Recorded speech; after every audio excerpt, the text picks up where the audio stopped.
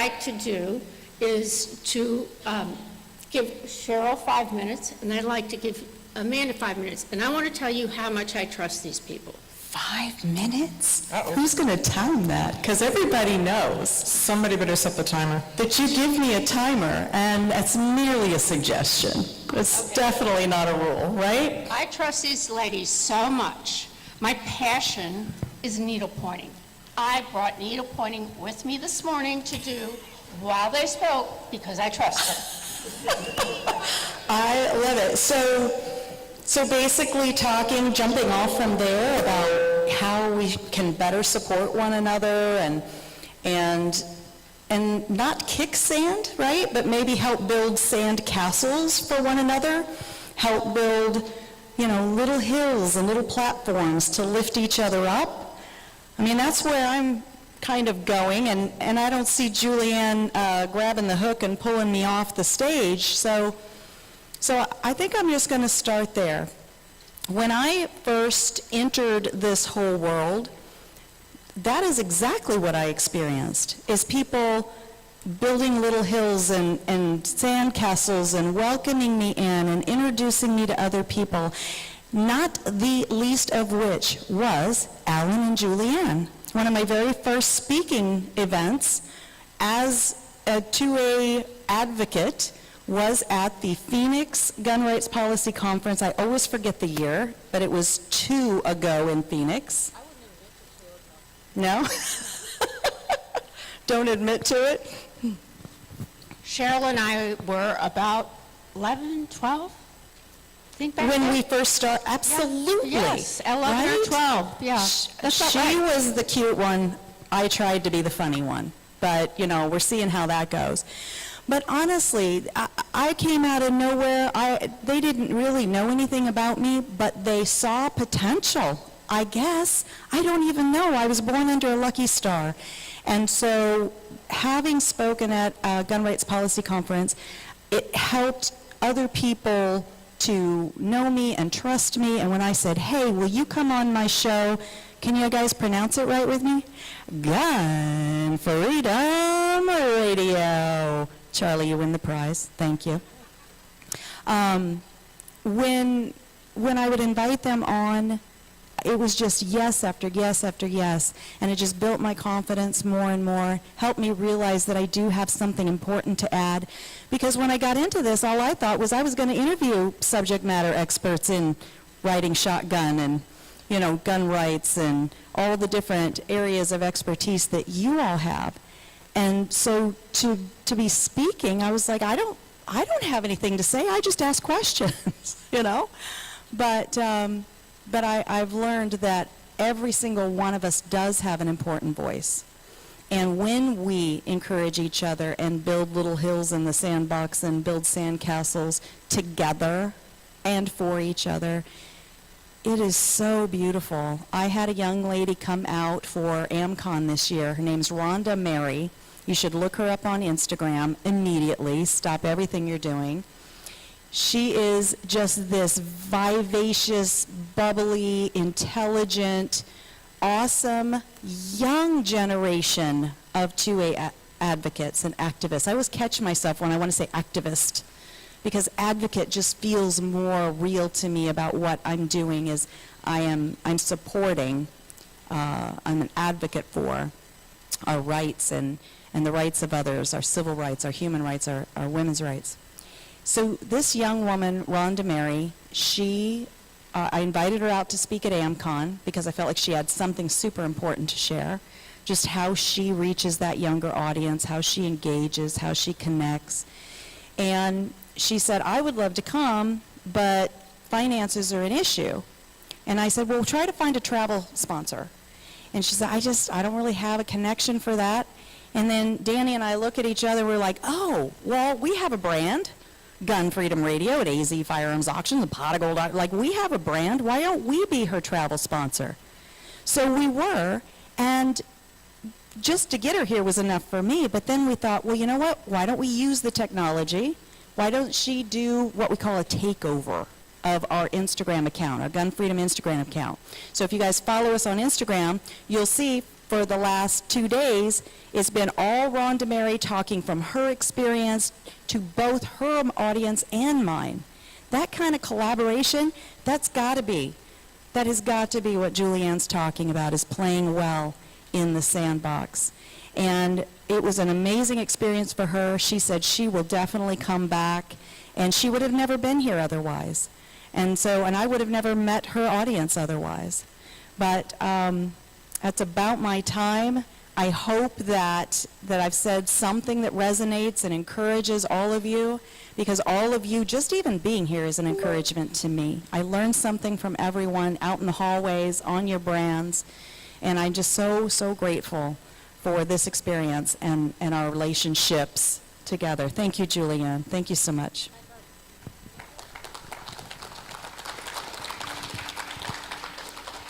Well, I want to start with saying this is a record for Cheryl. 5 minutes, 10 seconds, True story. right? Just to let you know, but I've got her back and she's got mine. So that's where that is.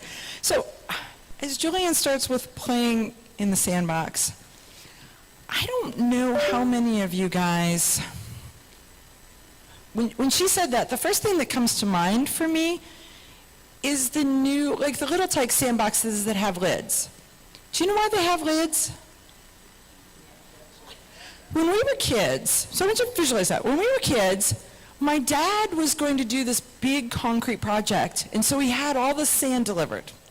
And we had dogs, and we had cats, and so we were playing in the sandbox, and there's this stuff that kept getting in our way. So we went to the window, and we took out the screen. I'm sure my parents really appreciate this later on. But we took out the screen, and we took it there, and we sifted all the sand.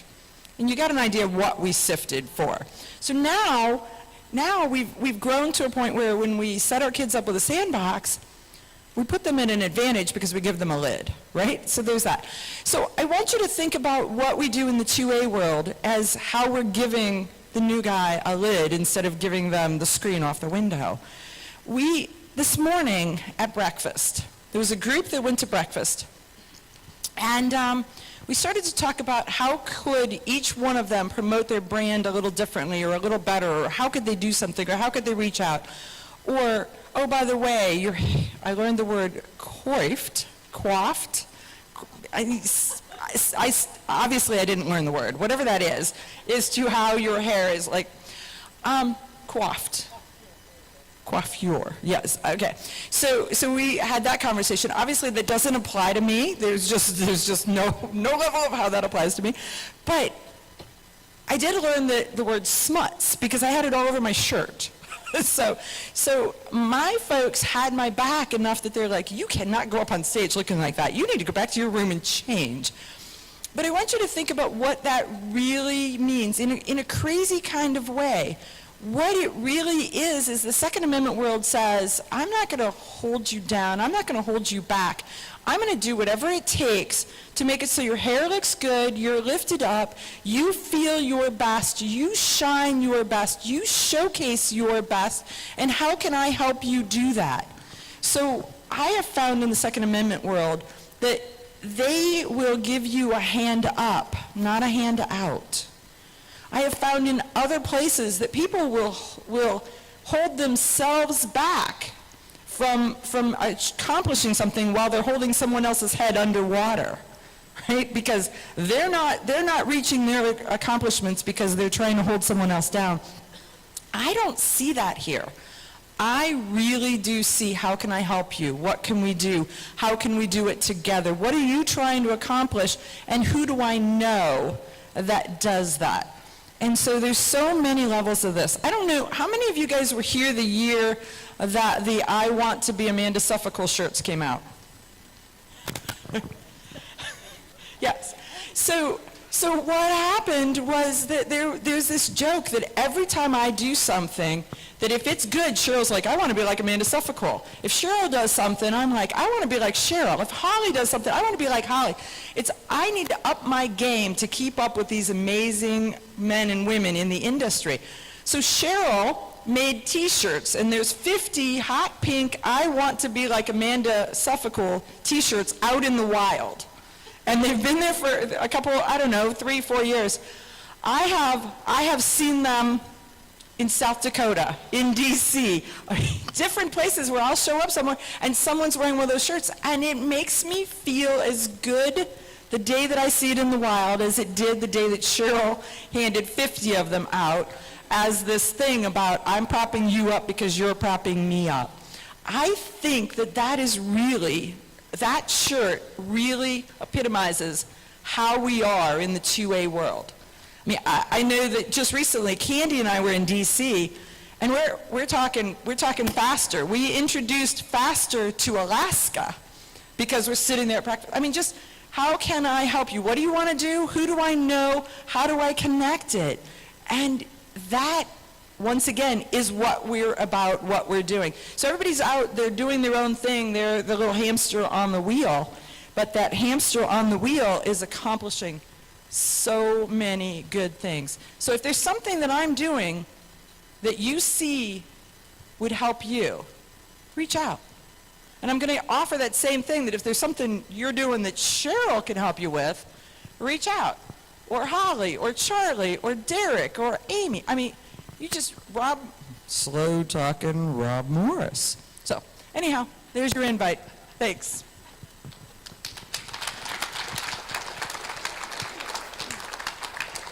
Well, I'm very, very jealous that nobody wanted to be like me. However, That's why I wore polka dots today, clearly. yeah, well, yes. However, I want you to know that the Second Amendment Foundation, the Gun Owners of America, and I'm not trying to miss anybody, the NRA, the Firearms Policy Coalition, all of us are there too, because all of your work makes all of our work easier. And in some cases, and I tried to say this yesterday, that our work can't happen without you, because we cannot go and file a case in Minnesota. Minnesota, raise your hand. Okay? We can't file a case there because we need to go in and find plaintiffs. We always want to have people on the ground, local people. Belinda Rowe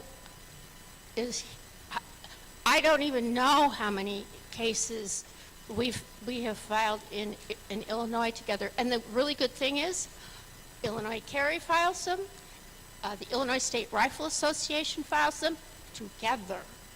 And that is really important. Nobody is any better than anybody else, and we all really, really, really need to work together. It's not who gets to the finish first. It's all getting there together. So the only people I know who would ever do the playing well in the sandbox with me are the ladies. So please, please take their examples. And I cannot thank you enough. And we have another fun thing coming for you. So I need Paul and Susan, Rob. Right, if I had my way, these tables would all have been pulled back today, but I forgot that. Okay. Oh, actually, I can probably pull one of them back. What are we doing? Well, I was thinking maybe people like to see you, not just...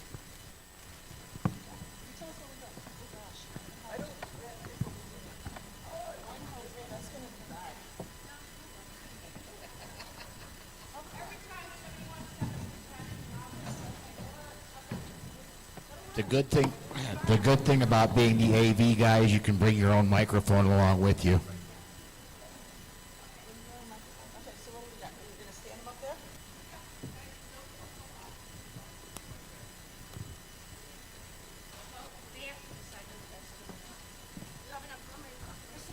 Breakfast. Oh, okay. I think we're good. We can. There's more of their breakfast, whatever that is. Okay, so Danny, Susan, Mr. Todd, to the stage, please. Paul,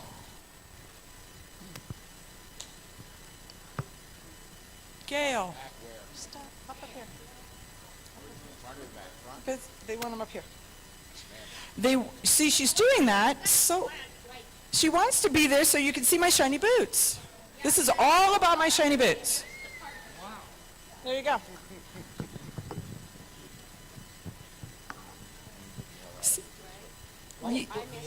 How come you? I'm the ugliest one here. Why are you putting me in the middle? Well, you've heard of that pickle in the middle thing. There you go, pickle. Gail, is your sidekick coming, or are you running solo? Yeah, I'm on my own.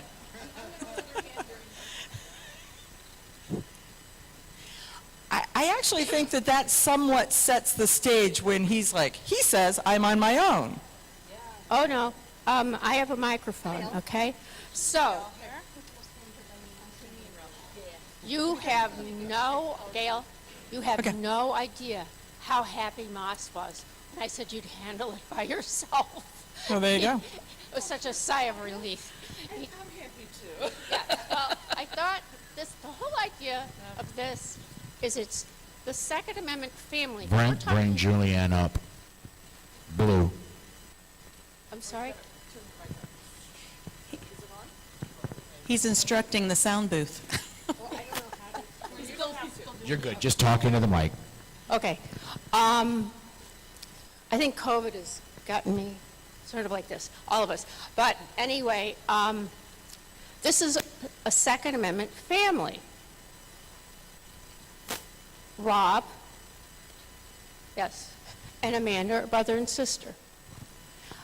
Paul and Susan are husband and wife. And Cheryl and Danny are husband and wife and business partners. No, Gail is not on her own. Gail is with the man, but the man... The man's with the other man. Yeah, the man's with the other man, yes. So... Mans are out doing man things.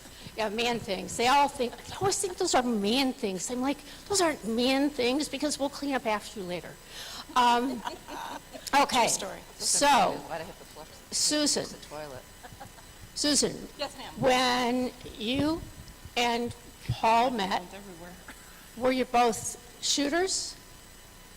No, I was a single mother and Paul was a biker hippie. Well, no, I mean, but had you shot guns before? Was that an interest you all had? I don't know if you had shotguns before. I'm an Army vet, so I had shotguns before I qualified expert with an M16. So, Okay. And shortly after we met, we got married, and then we started our two-way journey. All right. And Paul, so when Susan if you were from South Dakota, right? Yes, ma'am. And you sound like the one who was in the Army. You had not shot before? I shot a lot as a child. I grew up in a family of firearms. As I became an adult, it became less and less and less important to me until September 11, 2001. That's the event that's tripped my switch. Okay. I'm going to move to... Yeah, that works. So, I have a couple of questions. Brother and sister, how does that work? Well, we've been, well, I've had her since 1962, so it's pretty. And she knows I'm the boss, so that's how. Right, okay.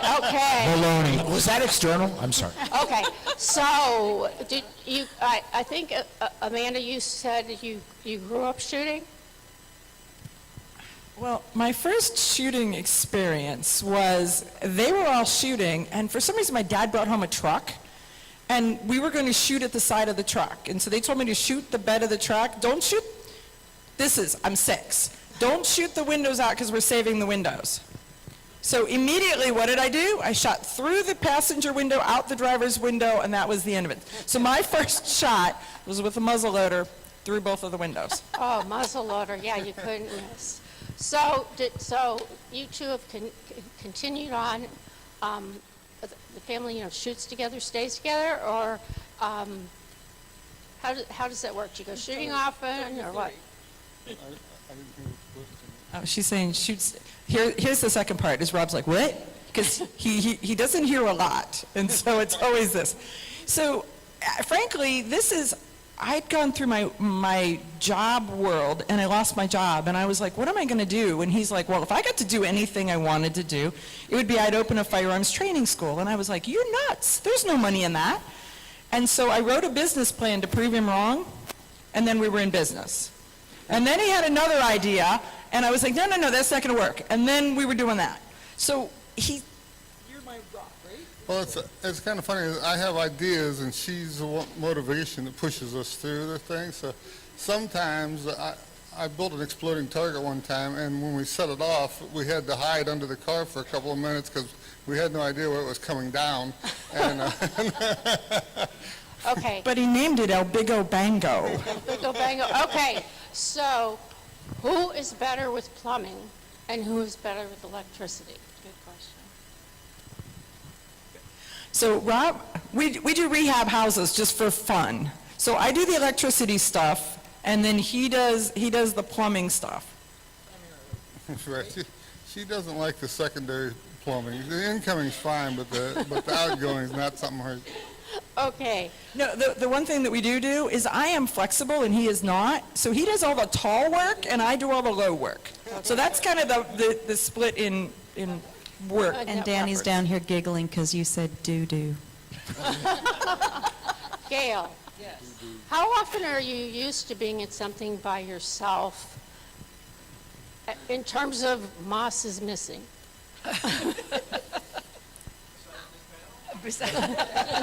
Yeah. Never were joined at the hip. No, we do separate things once in a while. We're together probably 90% of the time.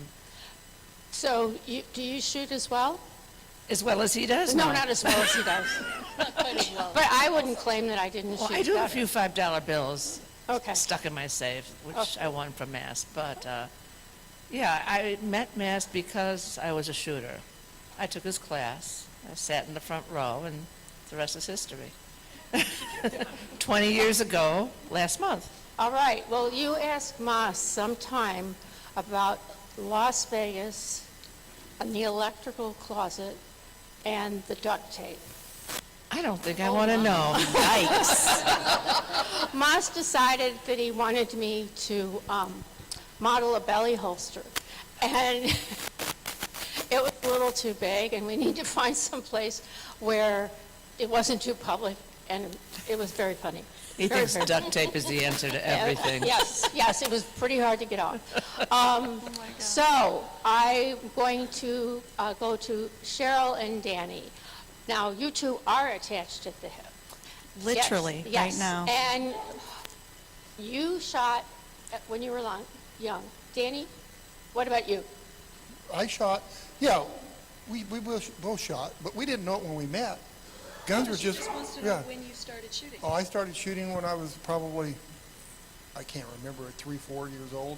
Yeah, And- but what you guys did was you turned this into a business. When did you decide that you're going to have a gun shop? Oh, that's, I went in kicking and screaming every step of the way, so we'll let Danny answer how wonderful it was to decide we're going to own a gun store. how many ways can she say no? Okay, so we had an antique store for several years, and we ended up selling that. And one day I woke up, and said, hey, you know what? I think I want to open a gun shop. And she kind of said, no, we're not doing it.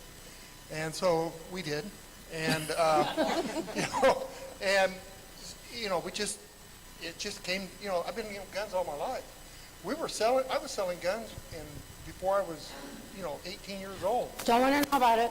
No, it was legal. It was legal before, way back. Way back. Before 68, I'd go to gun shows with my dad, and I'd make deals at the tables, and people would say, is your dad okay with that? And my dad doesn't care what I do, as far as that. And then they'd go ask him, and he'd say, yeah, I'll make the deal. And I was trading guns forever. It's just a part of our life, right? Okay, I have one more question. Okay, Susan and Paul. Uh-oh. No, it's not an uh-oh question. Susan and Paul. Paul's career changed recently. Okay? Yes. You all are together a lot more than you have ever been before. What is the one thing that has brought you together even closer? You have a passion. You two have a passion about something that I'd like you to share with everybody. Guns and grandkids. No. What? Something on two wheels. Cookies, motorcycles. Motorcycles. Something on two wheels. It's a good thing you know what. I had health challenges in 2021. In April, I had a stroke. In May, I had a heart attack. I have ridden motorcycles my entire adult life. Well, I wasn't an adult yet, but I from the time I was 14 years old, I've ridden street motorcycles. Last year, I had to give that up. I have a balance issue that will not let me ride a two-wheeled motorcycle. My beautiful wife, Who has arthritis in her hips, so she cannot get on a two-wheel bike. she decided we were going to get these things called Can-Am Spiders that have the two wheels up front and can't be tipped over. I know because I've really tried. Keep in mind, I had mine first. It's a 2012 Lava Bronze with a tan seat. He decided he liked it so much, he had to go out and buy. The exact same one. The serial numbers are less than 600 apart. The only difference is his seat is black, mine's tan. I want to thank you all very much for showing how the 2A family works, although all of you here are the 2A family as well. Yeah, you all are stuck with us. All right.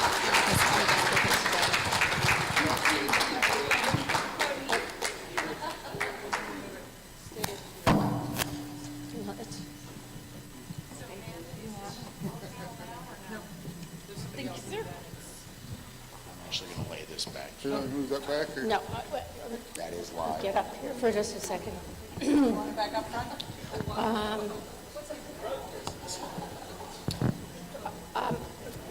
I would like to welcome Rob Pincus, who is going to speak about Walk the Talk. I promise you will get every minute that I promised you. Ready to go. Got it, 15 minutes. Thank you.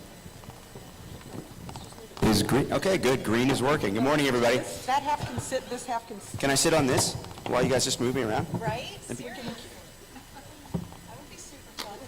Sunday morning, I have my timer. We're not saying we're carrying you, Rob. 15 seconds, right there to Amanda. All right. I want to talk to you guys about avoiding negative outcomes at the intersection of firearms and mental health. Now, we've talked a lot about suicide prevention, and over the past many years, I've talked a lot about avoiding negative outcomes and rights and responsibilities, and how I really think this is not only an area that we're morally, ethically, and just obviously responsible for when we have firearms in our lives to make sure that we're mitigating the risks that come with firearms, but also I think it's a huge political opportunity for us to talk with people outside of the gun world about the things that we do inside of the gun world to mitigate risks, to reduce the potential for firearms-involved suicides, crimes, tragedies, accidents, whatever words you want to throw at it. And Walk the Talk America is an organization that was started about 4.5 years ago. In fact, we just recently celebrated the 4th anniversary of Mike Sedini, our founder's first public speaking about Walk the Talk America and his ideas and his initiative and kind of where it all came from. And what I decided to do was, because I was given 15 minutes, which is amazing, because normally I get like 5 or 6, I thought I'd share some of it with Mike, who's the founder of Walk the Talk America. I was one of the founding board members, but I actually have a video. We were at the United States Concealed Carry Association headquarters just about a week ago, and Mike talked as well as he ever has, and he always talks really well, as well as he ever has, about the beginning of Walk the Talk America, and I thought I'd just share some of Mike's words with you guys, get a little feel for him. If you don't know Mike Sedini, get to know him, and if you'd play that video for me, Paul.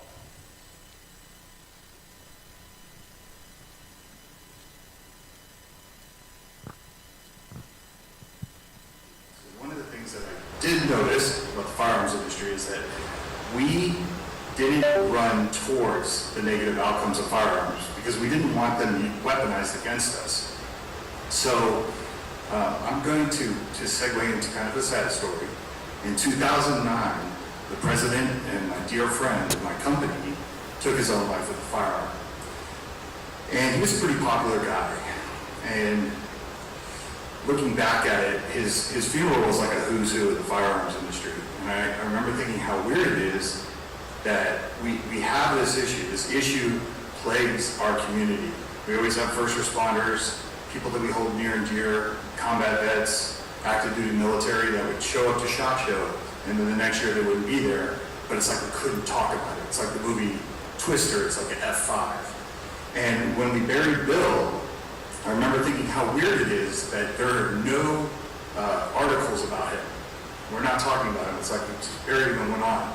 But I never knew what we could do about it. It's always something that stuck with me, especially as someone who's importing and selling firearms. Obviously for time constraints, I can't tell you everything that Walk and Talk America does, but in the beginning, like I said, I wanted to stop mass shooting.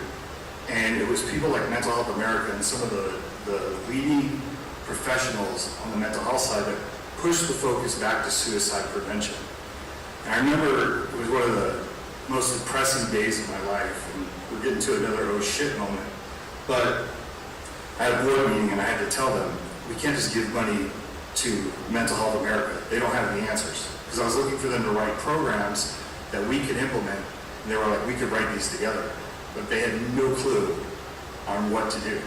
So it forced me to go back, and I remember talking to Rob and a couple of board members, and Rob was like, anybody can give money to mental health, like, let's figure it out. And it forced me to look inside of the community and say, okay, what are the things we can do? And I'm going to share this oh shit story because I think it's just adorable. It's about my daughter. It was the first program that Walk the Talk America kicked off. We are all wearing these bands today that lead to free and anonymous mental health screenings. And it's one of the things that Mental Health America said we had access to. And my daughter came into my office one day and she was like, Dad, I think I have anxiety. And I grew up an Italian East Coast family where if you said shit like that, the answer would have been, I'll give you something to have anxiety about. And you just kept it moving, right? But this is a teachable moment. You know what I'm talking about. No, this is a teachable moment. So I said, hey, you know the organization that Daddy works with? It's just, yeah. I said, go on there and take one of the screenings. It's for anxiety, take it, answer it honestly. Don't feel like anyone's going to show up. I left it at that. So a couple days later, she comes in, she hands me the mail. She's like, Dad, I took the anxiety screening. I was like, how'd it go? She just smiled, and she goes, turns out I only have mild anxiety. And walked out of the room, and then jogged her way out. She's like, I'm going to give this to a couple of friends of mine, too. I think they can use it. And I thought, what if we got that into the firearms industry? So the very first thing I did is I created this band. I started passing out at gun shows. And I wanted to see what the reaction would be. And it was amazing. I had people stopping at SHOT Show, literally just wanting to talk about their mental health and suicide prevention. So I thought, well, what's the evolution of this? Where can I take this? So Mike obviously had that tragedy strike him, his family, his company, and it just kind of went away.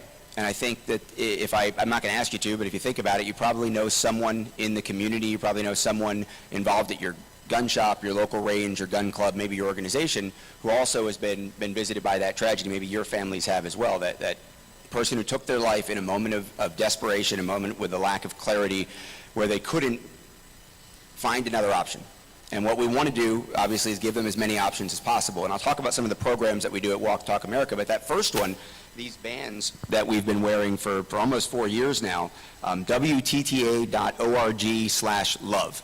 And it's free and anonymous mental health screenings, obviously from a 2A friendly group, but aligned with mental health professionals. And that's really one of the most important things that Mike talked about a little bit there, but in much more detail in the entire 12 minutes that he got to address the USCCA staff, is that the first thing he found was collaboration. we talk about playing well in the sandbox. Well, it's not just our sandbox, which obviously I think we all probably could do a better job of, and I appreciate that reminder this morning.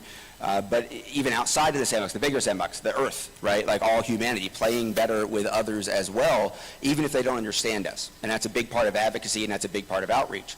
So we had, at this intersection, when we started this 4.5 years ago, this idea that, well, mental health probably has all the answers. They didn't. And one of the biggest reasons they didn't have all the answers was they didn't really understand a lot of the questions. How do we help gun owners? That's not really a question that they were asking. And that's the question we were asking, was how do we help prevent negative outcomes with guns? Well, who has the guns? We do, gun owners. So it comes back to how do we help gun owners? So Mental Health America had actually written a paper.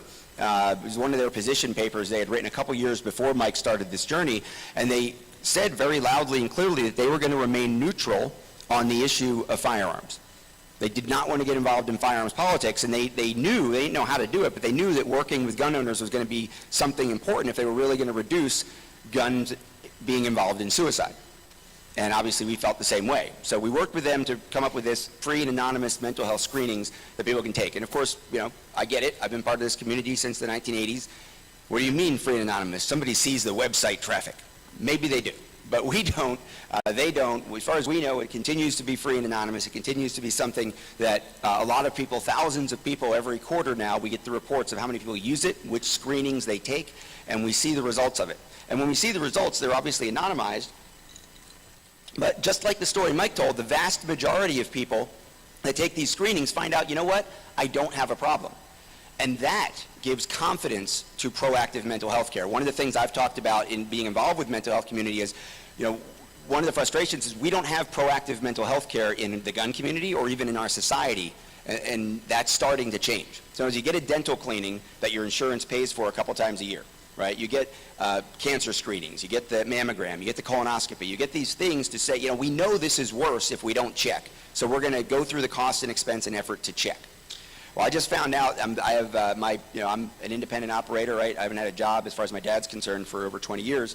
But you left law enforcement. He's like, what do you mean? You don't have a job. So I've been doing this, paying for my own health insurance, obviously, right? And for my family, my insurance plan next year has proactive mental health care for the first time, which is a big evolution. Apparently that's starting to change. So if you have that, take advantage of it. And that's one of the biggest things that Walk the Talk America, I think, has helped accomplish in this community, along with NSSF. And Masad was talking about this a little bit yesterday. He was one of the pioneers in this area. In New England, there are some organizations that got very involved in working with gun owners and with gun shops, and he was involved very early on, and now with Second Amendment Foundation. Many organizations are involved in waving the flag of suicide prevention and mental health care. Walk the Talk America really has tried to encourage people to wear these bands and talk about it more frequently. Talk about it in the gun shops, talk about it at the gun shows, talk about it at the range, talk about it with each other. And that's really our number one program, is awareness. This is okay to talk about. It's not something, as Mike said, to be afraid of. I can remember times when, if there was a negligent discharge at a gun show, everybody wanted to not talk about it, right? Let's not talk about that. Don't talk about it. You're not allowed to talk about it. There's some major events in the industry where at one point one of the organizations running the event did a little spiral from where there was an ND at one of their booths with a vendor and said, if you post about this on social media, if you talk to the media about it, you talk to anybody about it, you're not going to be allowed to display, you're not going to be allowed to be a vendor here next year. And we miss those learning opportunities. We miss those moments where we can educate people and say, if the vendor hadn't allowed the customer to take his carry gun out to see if it fit in the holster, that ND wouldn't have happened. That was a rule. Let's talk about it. So when we have people take their own lives in our ranges, when we have people take their own lives with guns that we've sold them, when we have people in our community that are struggling with mental health, I think we need to be braver about talking about that, because we may be saving that person that day, but we certainly may be influencing and saving people in the future. So talking about ending the stigma, talking about mental health inside of the gun community is something that I think we're doing a much better job of than we did in the past. One of the other things that we talked about or Mike talked about there, was the importance of realizing that everybody wants to talk about the mass murderers, right? Everybody wants to talk about the guy that goes into the school and kills a bunch of kids. How do we stop that? That's a mental health problem. One of the other things that Maz said yesterday that resonated with me, I also did an interview on the day of the Uvalde shootings, and I was kind of in the waiting room, like on a Zoom room, in the waiting room for hours. Biden spoke, and then the local cops spoke, and then the governor spoke, and I'm waiting. It was all Guns are guns, guns, guns, guns are bad, guns are bad, guns are bad, guns are bad, gun owners, we got to do something, time to do something, do something, do something, do something. The guy gets to me, and this, he had been talking about dead kids for 6 hours, and all he had heard was the gun owners were the problem, and the gun industry was the problem, the gun lobby was the problem, and here's the gun guy saying, maybe that's not the only problem. And it was one of the most contentious discussions I had in the media in a long time. And when I got to mental health, he interrupted me. The anchor actually interrupted me and said, now look, I know that's a talking point that's being used lately. And I said, well, time out. This is a way deeper than a talking point. And Walk the Talk America and many other organizations inside of the gun community are proving that this is more than just talking about. We're not trying to distract anybody by saying mental health. But what we also realize is that the mass murderers are needles in a haystack. And suicide prevention is over 60% of the firearms involved deaths in our country every year. This is where we need to be focused. So the free and anonymous screenings, the awareness, the talking, and then the specific programs that we have. One of the biggest programs we have is a cultural competency program that works within the mental health community. The other gentleman standing next to Mike in that video is Jake Wiskerson. He's a mental health professional. He also joined our board a couple of years ago, and he has helped us get, I've taught classes now in Nevada and Colorado that were continuing education credit certified for mental health professionals about the gun culture, about what is responsible gun ownership. Because when you say to somebody who doesn't own guns, find out if they have guns in their house. Do you have guns in your house? Yeah. Do you store them safely? What does that mean? Well, ammo over there and guns over there, locked up. Well, no, I have my guns primarily for defense, like 97% of other gun owners. If they don't understand that there are things like quick access safes, if they don't understand that there are responsible ways to keep your guns ready for use, for defensive use in your home, then they can't talk to it. All they can say is, well, guns increase risk, you better get the guns out of your house. Not have your wife change the code, and that way you don't have immediate access to that gun while you're going through this crisis. Things like that, things that we can do. So educating the mental health community is a big part of this. Cause a pause, very, very simple. I joke sometimes, I say I've got mental health, the Guns and Mental Health podcast sticker on my safe, because if I were ever in one of those dark moments and I reach for my gun, that sticker reminds me, wait a minute, I can't do this. I have people I can call. One of the things that we suggest is that people put a picture of their family members. My daughters and my granddaughter are inside of that safe, or my bigger safes. Another program we have is the Gun Pro Project, which Walk Talk America is supporting, and we know a lot of other organizations are supporting, and that's actually why I handed these out. If you aren't familiar with this, I know I'm running out of time, so I'm going to jump out. Page 4 has more information about the Gun Pro Pledge and how it can help you form little communities, little team partnerships inside of your family, your range, your gun shop, to be there to support each other. That's probably the best way to end this. That's what this comes down to. Be brave, talk about mental health, be proactive in your mental health, support each other in seeking out not only the crisis moment help, but education. The pledge has 3 components: education, access control, and relying on your friends to help you remove access to firearms when you may be in immediate crisis. Walk the Talk America, WTTA.org. Take a look at our other programs and let me know if I can help you get some of these programs installed with your clubs, with your ranges, or in your communities. Thank you very much.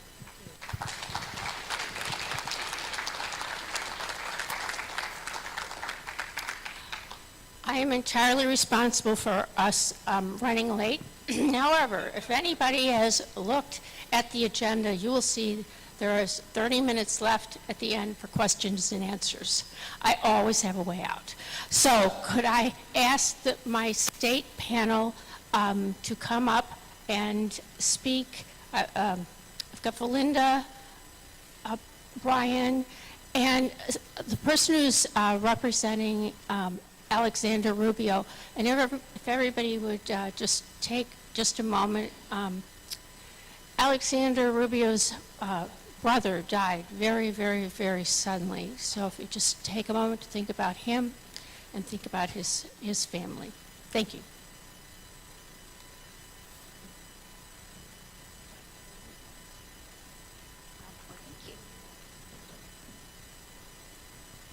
Good morning.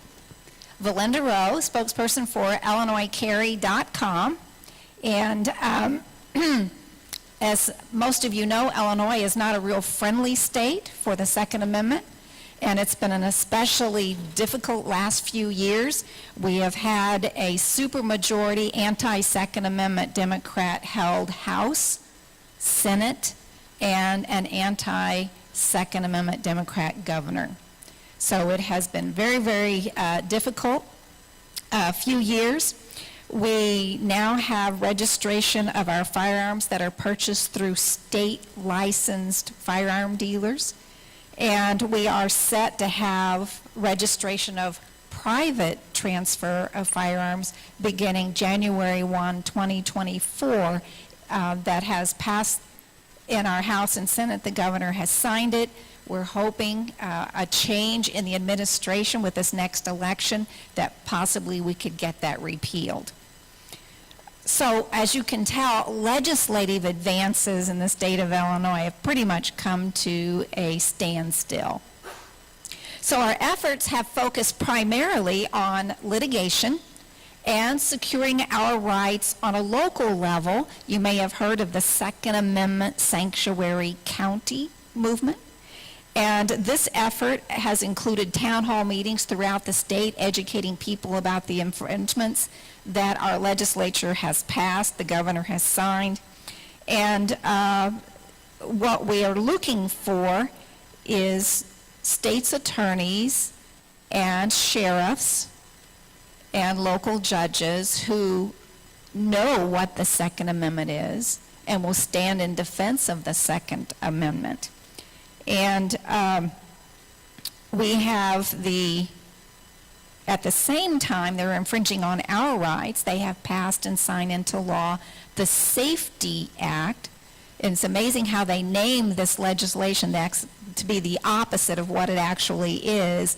But as of January 1, 2023, Illinois will become one of the few no-cash bail states, and violent criminals are going to be released into our communities and onto our streets.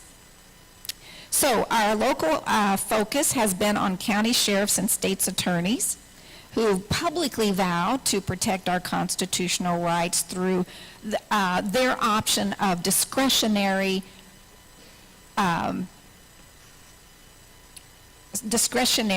prosecution. So like in our local county, they have a budget for their offices and for prosecution, and so what they choose to do then is to put those cases that would be infringing on a Second Amendment right, they can make those a very low priority. So if you're not robbing a bank or carjacking someone, they're not looking to come after you because you're not participating or following a ban or a restriction. So we've pursued this protection throughout the state. We've had a pretty good measure of success, but you can imagine in the Metro East, in the Cook County area, not so much. But we have been able to do a fair protection of rights in the rest of the state.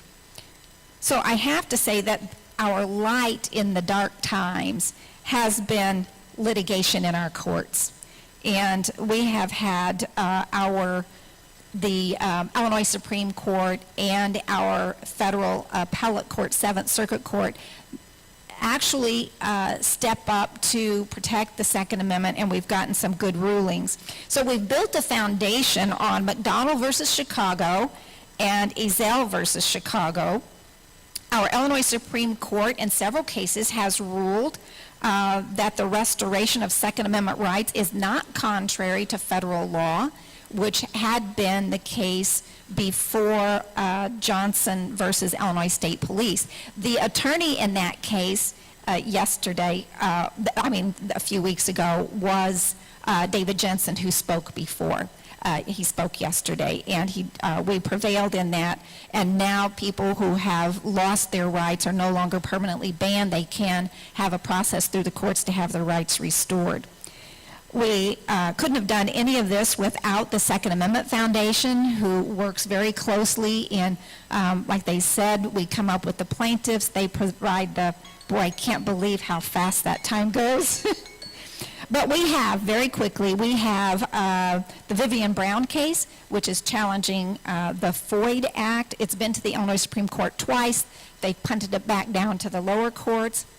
Miller versus Raoul is the ban on possession of firearms in foster homes and daycare centers, in-home daycare centers. We've had, just in the last few weeks, Second Amendment Foundation has filed a challenge on the carry ban on our public transportation. We're just so excited about that case. Schoenthal, I believe, is the name. We have Atkinson versus Garland, which is challenging the federal felony restoration of rights. It's another case. It's in the Seventh Circuit Court of Appeals, and I believe there's oral arguments November the 8th. Singleton, another Second Amendment case, challenges delayed FOID and concealed carry appeals. Veramontes, a Second Amendment and Firearm Policy Coalition collaboration, we're challenging the Cook County weapons ban.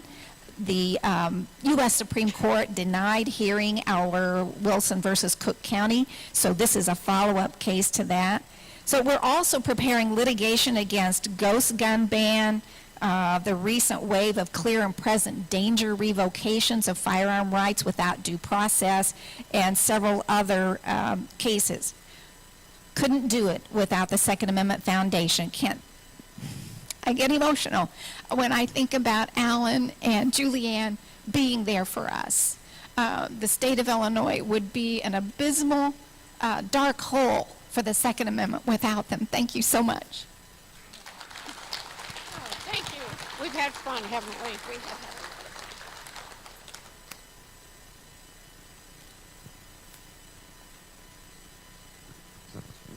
All right, good morning, everybody. Brian Strauser, Chairman for the Minnesota Gun Owners Caucus and Political Action Committee. It's great to be here finally in person after a few years.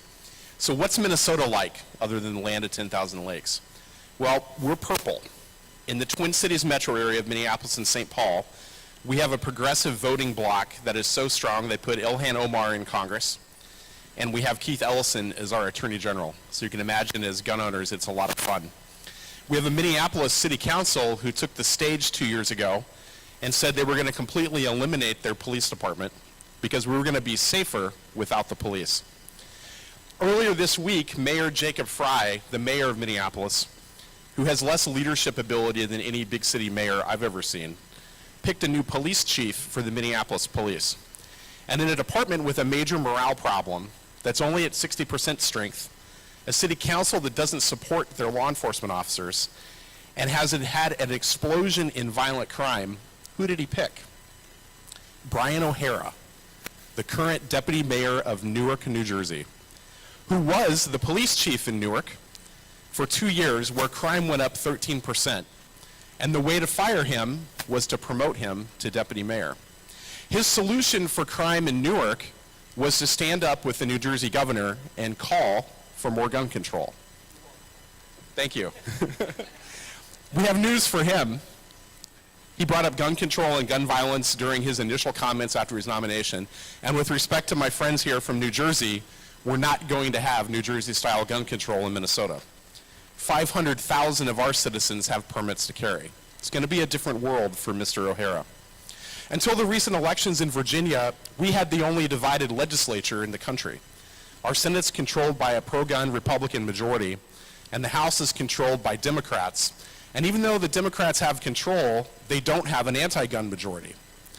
So despite a lot of campaign rhetoric, they didn't bring any hearings or bring any gun control bills to the floor because we told them we would gut it with a delete all amendment, put constitutional carry and stand your ground on it, and pass it off the floor even though they had a Democratic majority.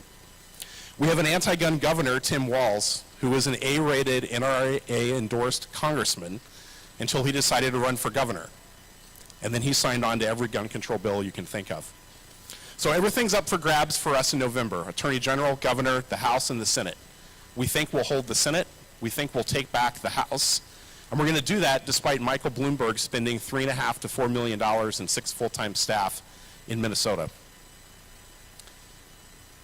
Now, the Republicans on the governor's race have chosen former state senator Dr. Scott Jensen. As a state senator, Jensen sought our endorsement, which we gave him, He pledged to work with us and oppose all gun control, and then he lost all his resolve the week after Parkland and brought forward 2 gun control bills as chief author with the Democrats, a universal background check bill and a mandatory stolen reporting bill.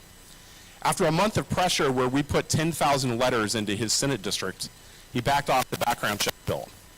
He got so many letters into his district where he's a family doctor that his patients were setting up doctor appointments, not because they needed health care. They brought our letter and said, "What in the world is this?" So he's asked for our endorsement, and we said no. Betray us once, and you're done. He'll talk with you all day long how he was misled by Democrats and misled by the anti-gun crowd, and that he now supports constitutional carry and stand your ground, and we should support him, and we're not going to, because we can't trust him on guns. I have no idea where he really stands. We think we can beat Keith Ellison with our endorsed candidate Jim Schultz, and we'll get a real attorney general who wants to fight crime and support the Second Amendment. Now, like you've heard from others, we've turned a lot to the courts. Working with the Second Amendment Foundation and the Firearms Policy Coalition, we've sued the state of Minnesota over their prohibition on 18 to 20-year-old carry. We have the first hearing on that case next week after 18 months of back and forth with paper.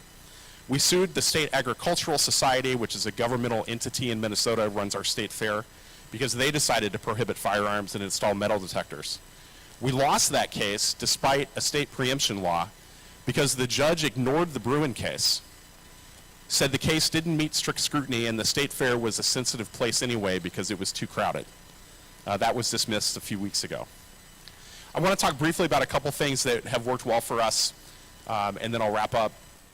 We have a full-time presence at the state capitol, and I know many of you do.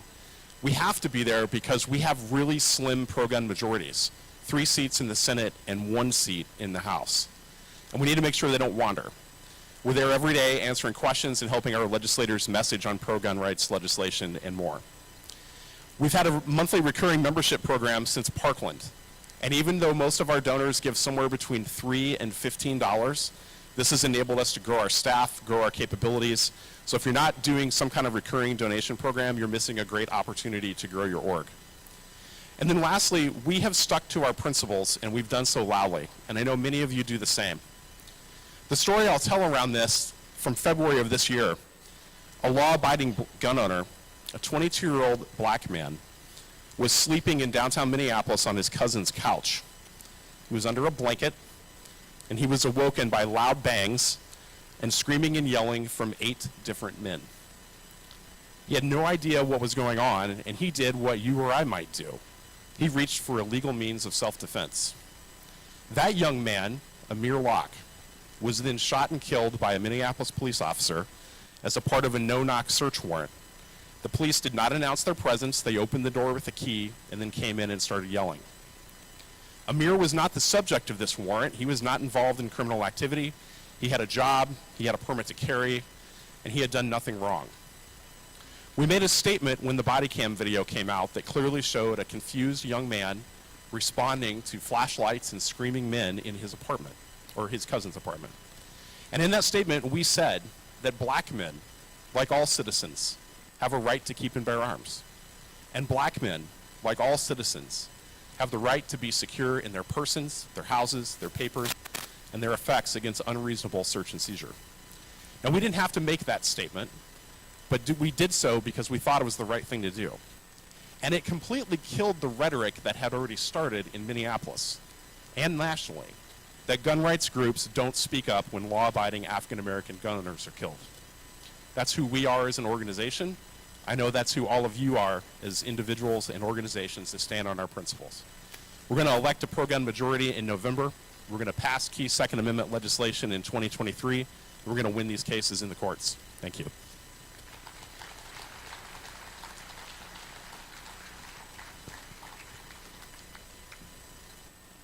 First of all, thank you for having me here.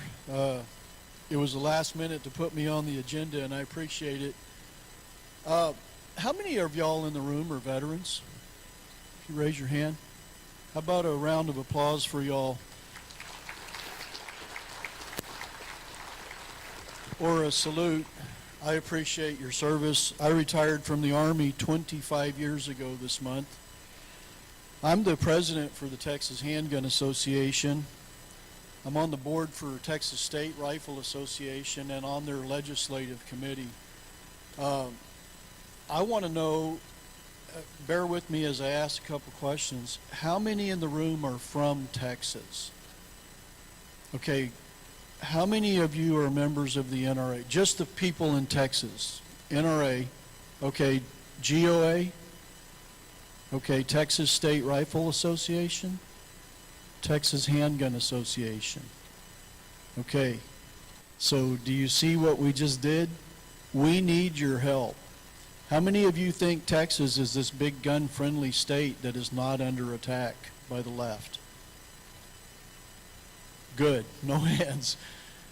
We estimate in the 2020 election process, just in the Dallas-Fort Worth area alone, Michael Bloomberg spent over $20 million. The good news out of that was none of those people were elected.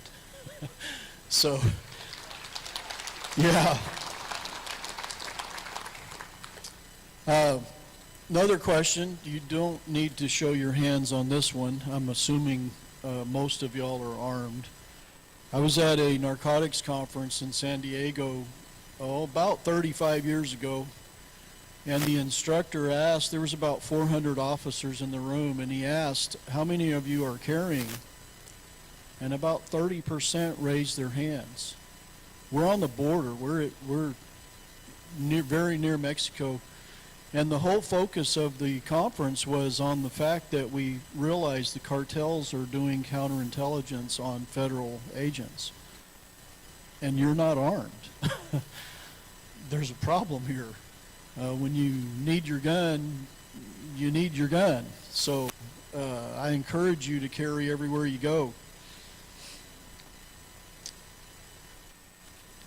I have a couple of pages I want to tell you about on Facebook. I know a couple of y'all might know about them. Armed Citizens Fight Back.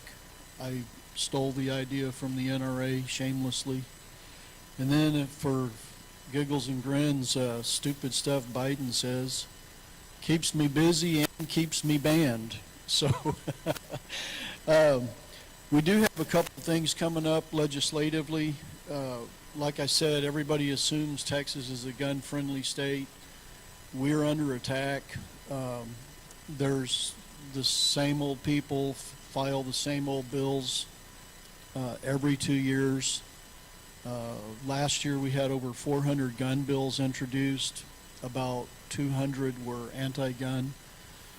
Who was from Texas? And how many of y'all are voting for Beto? I'm concerned. I am. I'm a very staunch conservative. I don't call myself a Republican because I don't think Abbott is conservative enough, my personal opinion. Of course, I'm going to vote for him. But we cannot take for granted what we have in place in Texas politically. If you don't know, every major city in Texas is hardcore liberal. The Dallas-Fort Worth area, about 75%.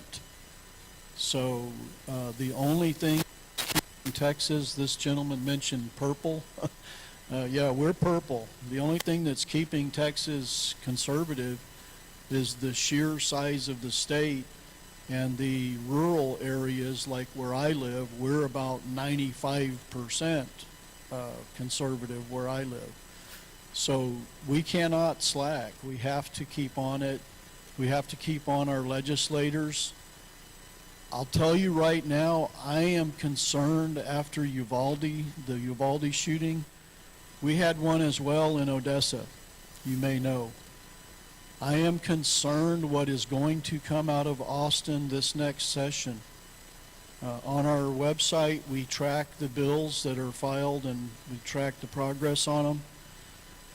I would encourage you to keep up with that.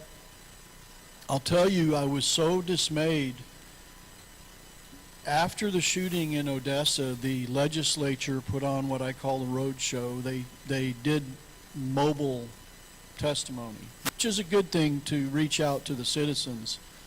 But when I testified in Odessa,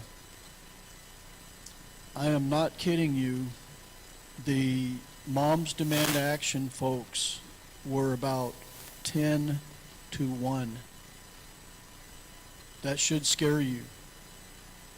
The legislators listened to this. They were all wearing the red t-shirts, 10 to 1, and then I found out later they were paid to go testify, $200 a piece.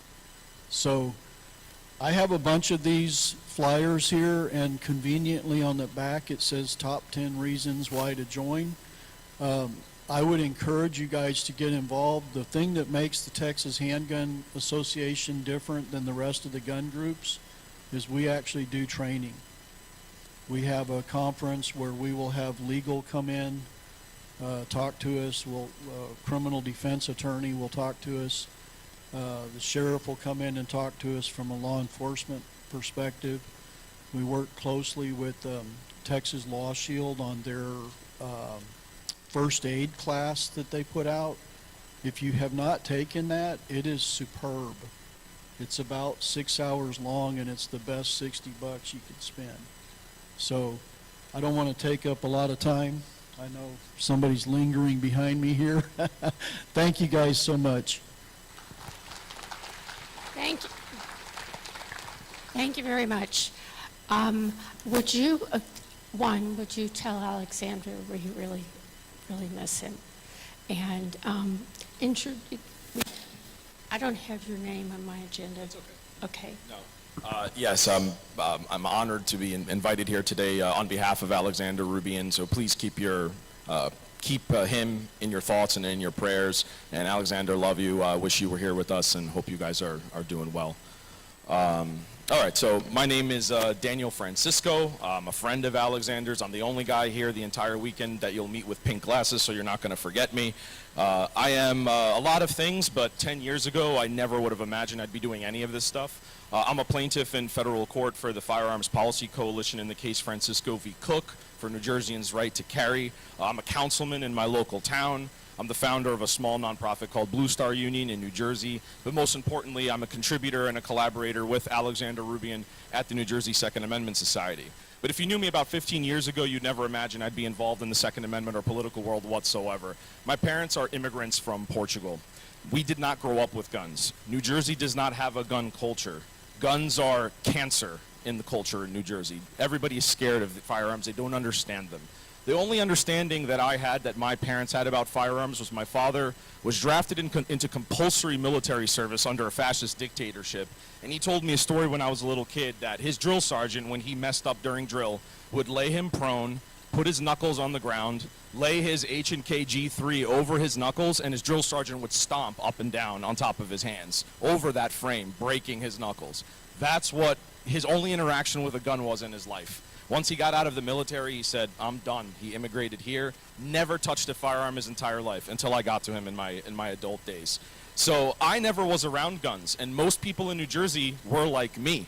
They don't have a concept of the culture of firearms and the valid purpose that they have in our society.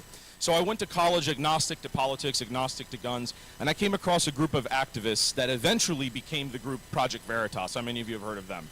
All right, so they were doing something very unique in New Jersey at first when they were just at Rutgers, when we were there as kids, where they understood something very powerful that was a subject and a philosophy of the philosopher Saul Alinsky, who's like a radical leftist. He wrote a book called Rules for Radicals. And when you're in a place like New Jersey, you have to recognize that you don't have resources, you don't have demographics, you don't have philosophy on your side. All of these things work against you. So if you go down the political channels to try to resolve your problems or to change politics, you're going to lose because you're up against an army that's way more powerful than you. So these guys, these characters of Project Veritas, I became their executive director about 10 years ago. I was there for a couple of years.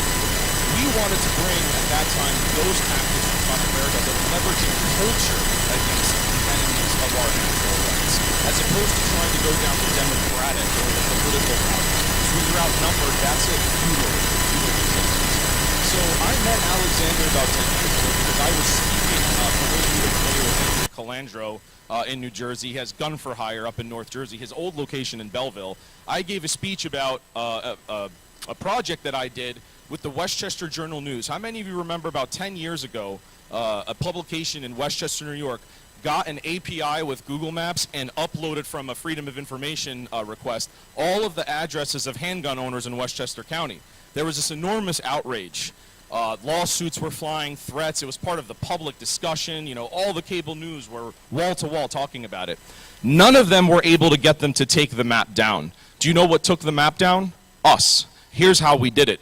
We went to the homes of all of those editors, and we just played along like we were supporters of what they were doing and said, we love what you did, we're so happy you published that map, and we printed these little like campaign signs that, you know, you put on your lawn that says, this home is proudly gun-free, with like a black M4 with a red X on it, right? And they're being recorded. They don't know they're being recorded as we're doing this. So we're going to their houses and recording them and saying, we're going to put this on your lawn because we stand in solidarity with you. We agree with what you did. We're so proud of what you did. You're a trailblazer. Well, the day after that video came out, the publication took down the map the next day. It wasn't the lawsuits. It wasn't Fox News talking heads yelling at them. It was a bunch of rabble-rousing 20-year-olds going with a hidden camera and showing the enemy class speaking their truth when they don't know they're being recorded. That's how you win in enemy territory. It's not through politics, it's not through lobbying, and I know that's maybe a controversial thing to say to some people, but when you live in New Jersey, everyone is your enemy. The left and the right all hate guns. We are a unique culture there. So I brought this philosophy to Alex, we became fast friends, and we started to apply this in the gun world to great success. So one of the first videos we did was, it was called Future Victims of New Jersey. It was his most popular series that Alexander put out that we storyboarded together.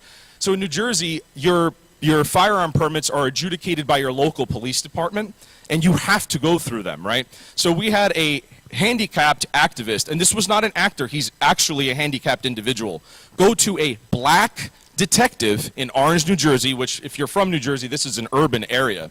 And we recorded him without him knowing, and he admitted to our activists repeatedly, without any pressure, without any influence, started rattling off all of the people he's denied for these things. He's denied people for being black. He's black himself. He said, those urban types, watch the video if you don't believe me, said he's denied women for being too old, for being too small. They can't hold a gun properly, so I've denied them. And in a dramatic climax, our activist, sitting there with crutches, says at the conclusion of the video to this black detective and goes, well, if I were to apply to you, would you deny me? And he chillingly goes, yeah, I probably would. All right? If you were to ask the public affairs contact at that police department, hey, do you deny black people and women for their gun permits? He's going to go, of course we don't do that. We apply the law equally to everyone. But when you leverage the culture war instead of the political war against these people, and you capture them in a moment of candor, and when they don't know they're being recorded, that's when they show their true colors. That's how you can actually turn politics around through culture when the numbers are vastly against you. There was one more instance in which we leveraged this against Chris Christie, our former governor, who was no friend to the gun movement whatsoever. He was running for president in 2015, 2016, doing the circuit, doing the debates on cable news, and he put out this salacious lie that he actually made carry rights more free in New Jersey, which that is absolutely not true. The only thing that's done that is the Bruin decision this year, which there's stuff going on with that I can talk about later. But Chris put out this lie, and I told Alex, this is a perfect timing. He's running for president. He has to go to the right on guns. Let's attack him now. This is when he's weak. Now, we could engage in a debate of punditry, in a debate of ideas with talking heads or political types and argue about rhetoric and philosophy. It's a losing proposition. Again, remember the demographics in New Jersey. They don't understand these things. So I told Alex, don't argue with them. Put a camera in front of all the police departments that adjudicate these permits and just show up to the chief and say, I'm here to get my carry permit because Chris Christie said yesterday on national television that carry rights have been liberated in New Jersey. I'd like my carry permit now. We went to a dozen different police departments. They laughed at us. And this video got huge exposure because every single department just said, What are you talking about? You're not getting anything. Get out of here. One chief even came out in a North Jersey town and talked to Alex, like right next to him, and goes, yet nothing like that happened.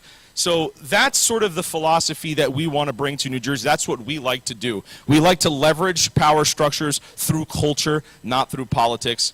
And if any of you have any questions about our activism or want to get involved, feel free to reach out to me. And again, love you, Alex. Prayers to your family. Thanks for having me here.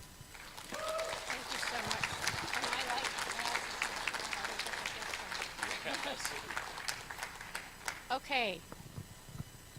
I'd like to thank our state panel, and there are lots of things going on in so many states right now. Now we're going to do something that we have never done before. Why not? So I'm going to ask I'm going to ask Amanda to come on up and to bring her crew.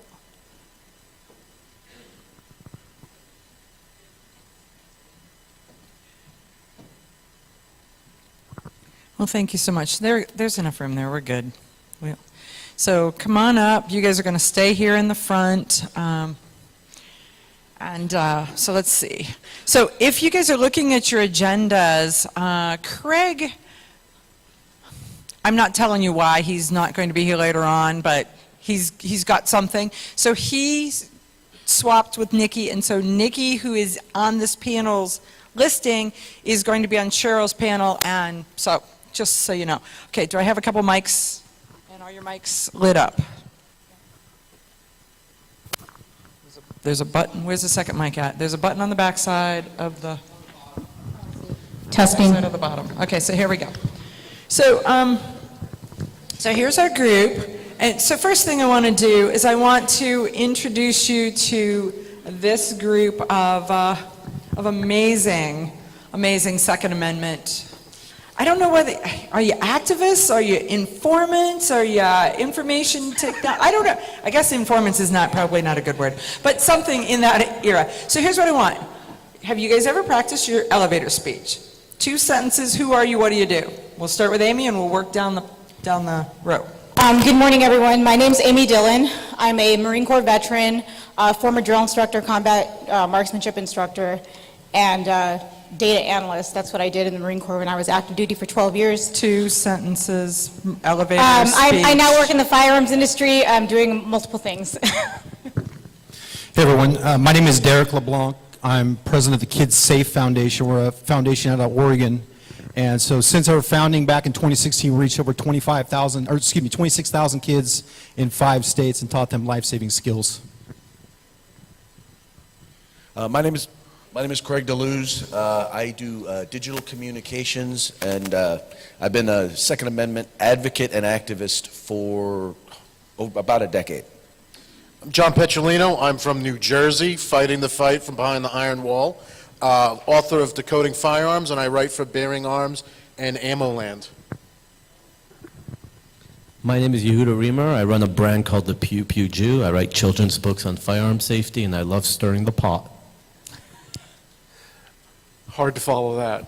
I'm John Richardson. I blog at No Lawyers, Only Guns and Money, and I'm a co-host of the Polite Society podcast.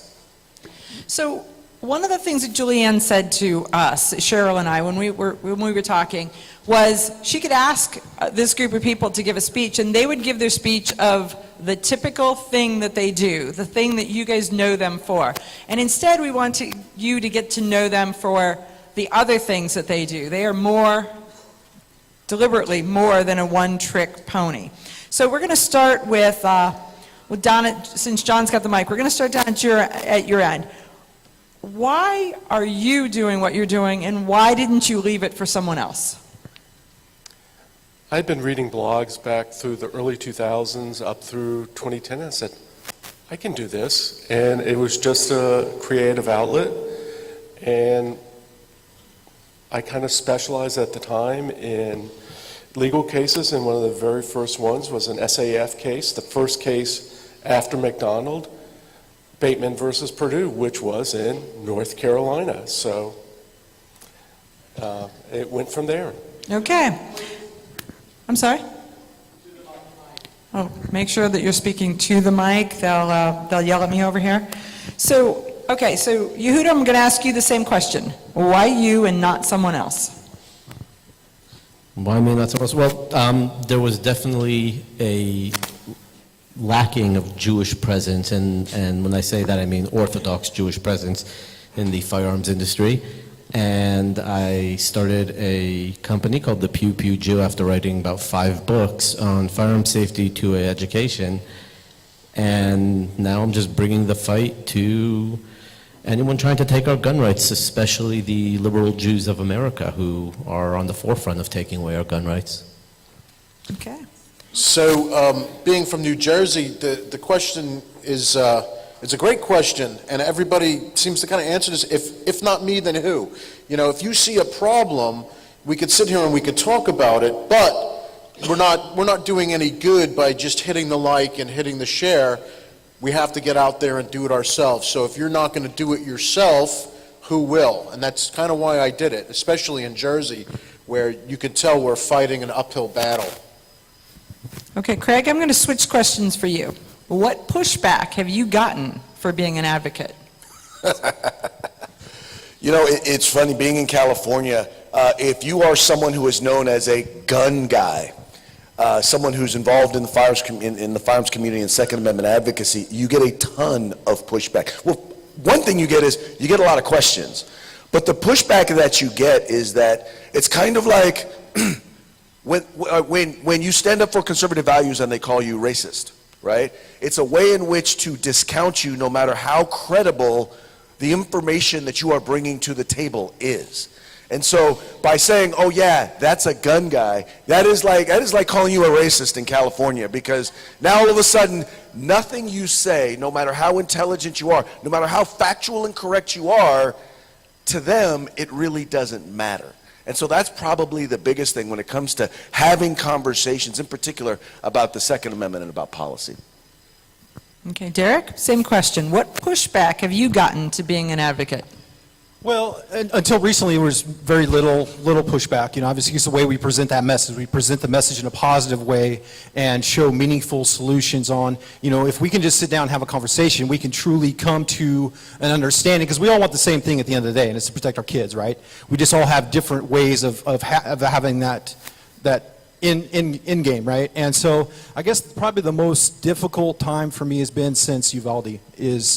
I understand it was a horrific tragedy, and we never want to see that happen again. But the thing is, we're not doing the right things, and so as an organization, we're going to keep pushing forward and showing that education truly is the next way that we're going to stop all this stuff, and that's our goal.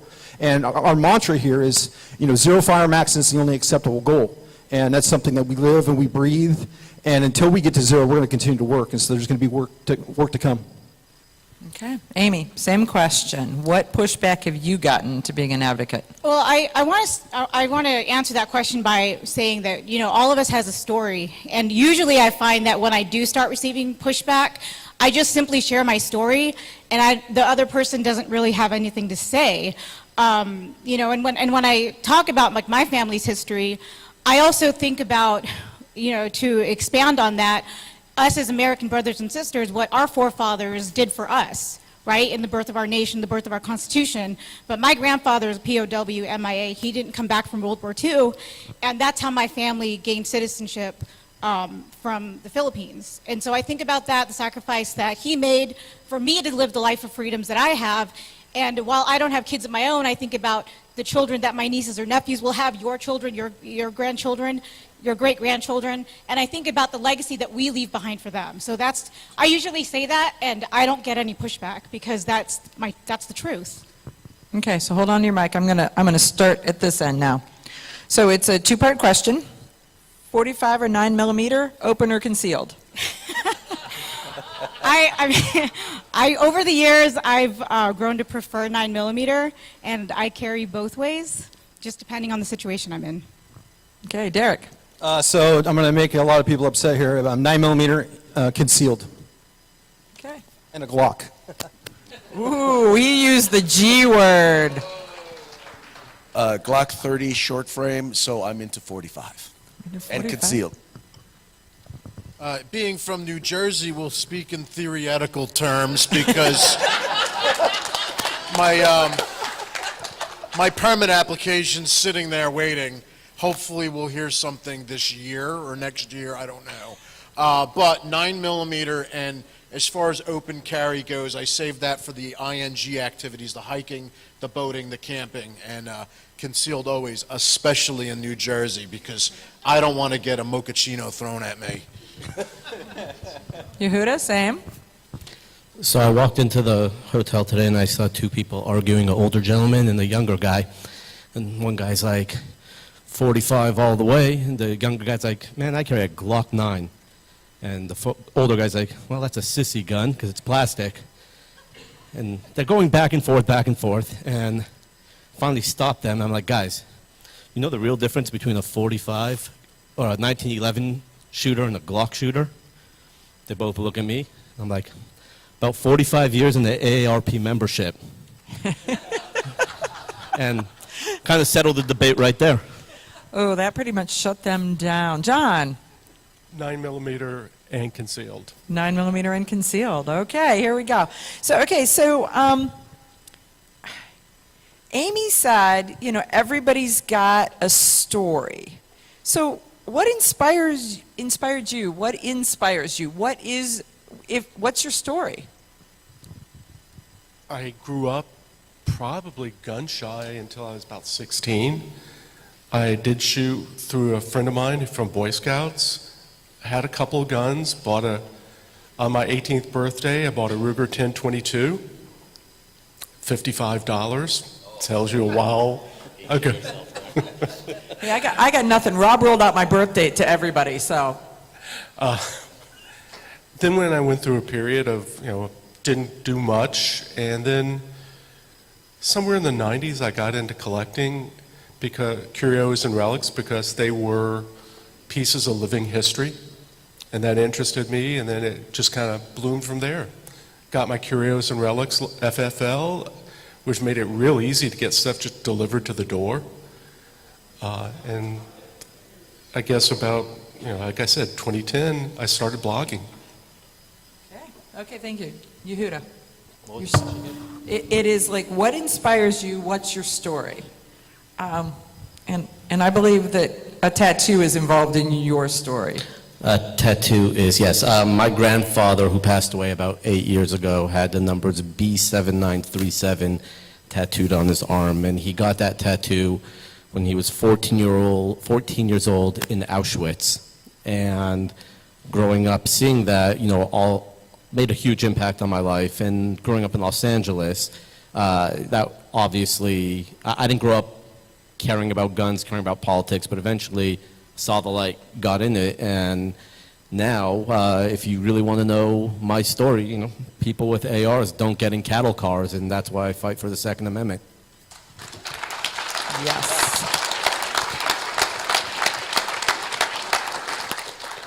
Not to keep bringing this back to the Garden State, but it's just problematic, to say it lightly. At the ripe age of 21, I did go to my police station. I said, hey, I'd like to get a permit to carry. And they said, you can't get a permit to carry. I said, that's my constitutional right. And the lady behind the desk said, not in New Jersey, it's not. And I said, you can't stop me from applying, so give me the paperwork, to which I threw in the trunk of my car and never did anything with. But what it did was, it planted the seed in my mind that I knew that this state and the people that were behind it, that were running it on all the branches of government, are against freedom and liberty. So what I do is I try to expose that, and I try to bring news to the masses the best that I can. And that's one of my big motivations.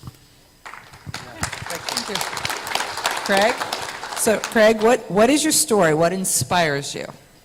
I came to become a gun owner relatively later in life, in my late 30s. And I did what a lot of people who worked in the California legislature did when they wanted to know something about guns. They went and they talked to Anthony Tannehill, who was known as the gun guy in the California legislature. Talked to him, got some advice about what type of gun to get, and oh, by the way, these are some things that you need to know.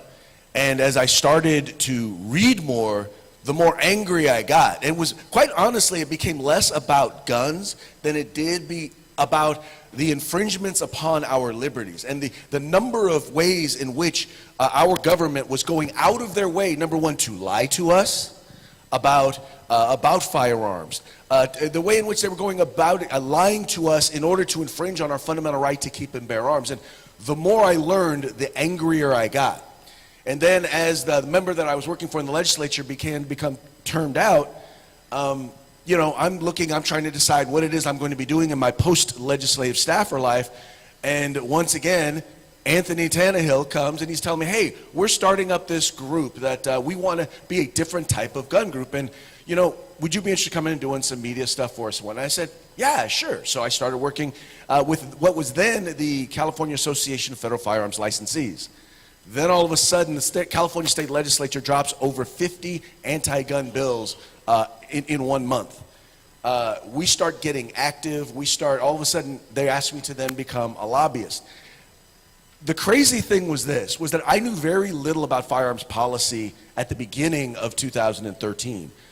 By the midway through 2013, I knew more than most of the people who were actually writing the policy, writing this anti-gun policy. And once again, it became frustrating and it angered me because the number of times while I was lobbying that I would go in and I would testify, and I got a whole 2 minutes to be able to communicate. That's what they consider. You got 2 people, 2 minutes on each side, and that was considered full political discussion, right? The worst part was, and the most frustrating part, was winning the argument. You know you won the argument, and yet still losing the vote.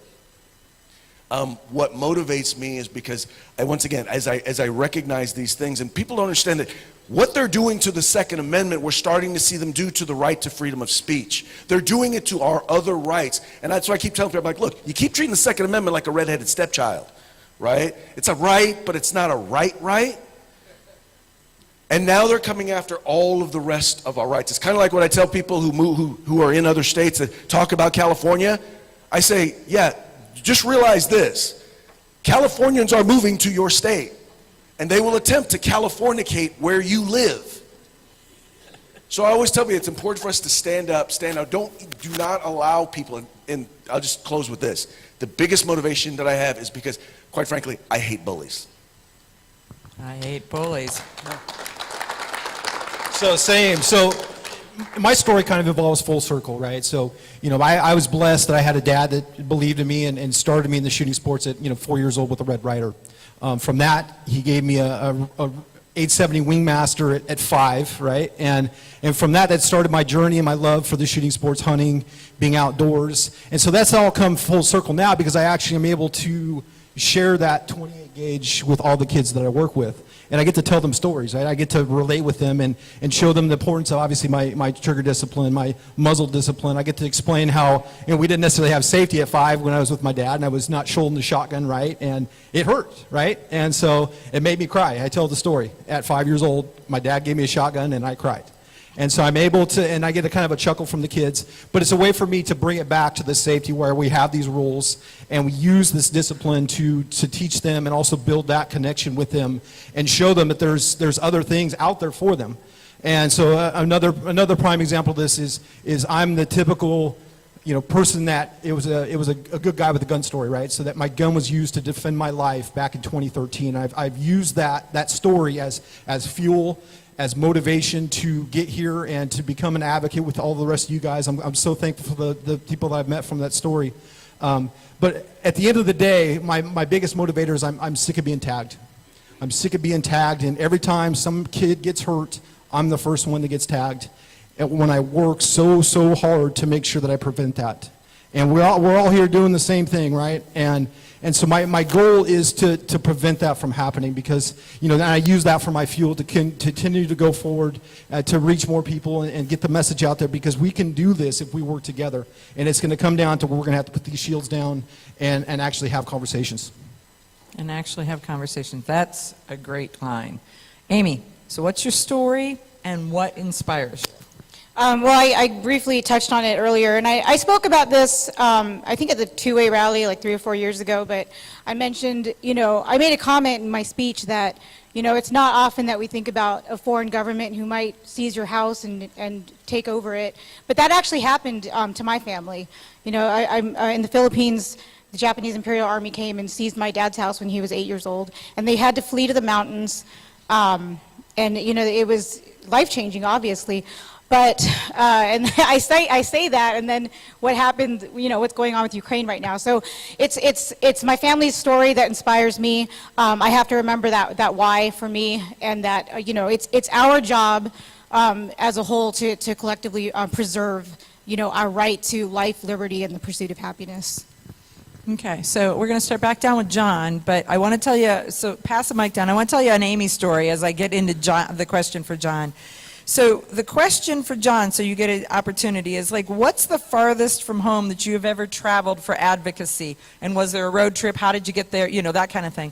So Amy's part of the DC Project. And do you guys know who Kelly Pigeon is, Armed and Feminine? Okay, she's probably 6 foot in her bare feet. And so we were all in DC sharing a house, and I turn around and I look, and Amy and Kelly are sharing a mirror. I remember the story. So I look, and Amy is standing on the sofa, and Kelly is standing beside the sofa, and they're sharing a mirror. It is the funniest thing. But to me, that kind of draws this whole, we're all in this together, we're all different, but we're all the same. And it was, to me, when you think about road trips and travel and advocacy, that is the picture that comes into my mind, is both of them putting on their lipstick at the same time, standing like that. So John, tell us about your road trip. Probably the 2010 GRPC that was held in San Francisco. Okay. But then speaking would be one of the GRPCs in Phoenix. Okay. So any adventures on your way to the trip, or just you got in an airplane, you have a credit card, you got in an airplane, and you're boring? Well, that was pretty much it. Okay. Yehuda. So adventures. So the question is, what's the farthest from home you've ever traveled for advocacy, and did you have any adventures as you were doing so?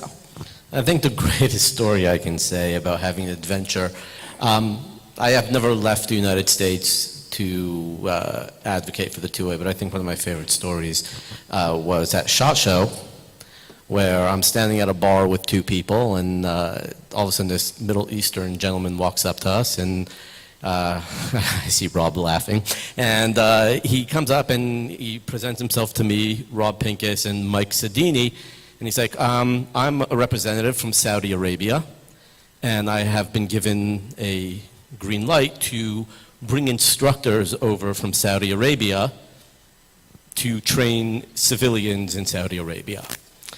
And I'm sitting there all decked out with the Pew Pew Jew gear, right? Like I got a camo yarmulke on, I got a big shirt that says literally the Pew Pew Jew, and you know, and without missing a beat, my buddy Rob Pincus just turns to this Saudi Arabian guy. He's like, if you want to talk to the best traveling instructor, talk to this guy. Points to me and walks away. And you literally have like this 6 foot tall Saudi Arabian and this little 5'6" Orthodox Jew, and I'm sitting there like this. And after about 10 minutes of me sweating it out, Rob comes over and he's like, here's my card, contact me, we'll talk, we gotta grab him, and we walk away. And although I have other stories, that one just, I think is probably my best adventure I've ever had, because I didn't know what was about to happen, or I didn't know what was happening. Okay. John? So earlier this year, I had the opportunity to go out to San Diego, to the San Diego County Gun Owners Gun Prom, and there was a lot that went on in the time that we were out there. And all I can say is we definitely had a lot of fun. The event itself was great. Everything around the event, much like, you know, the event here, had a lot of backdoor conversations and some great networking, and then we also had a lot of fun. And then the day after that, we also did a recording in studio for Gun Owners Radio, which was really cool.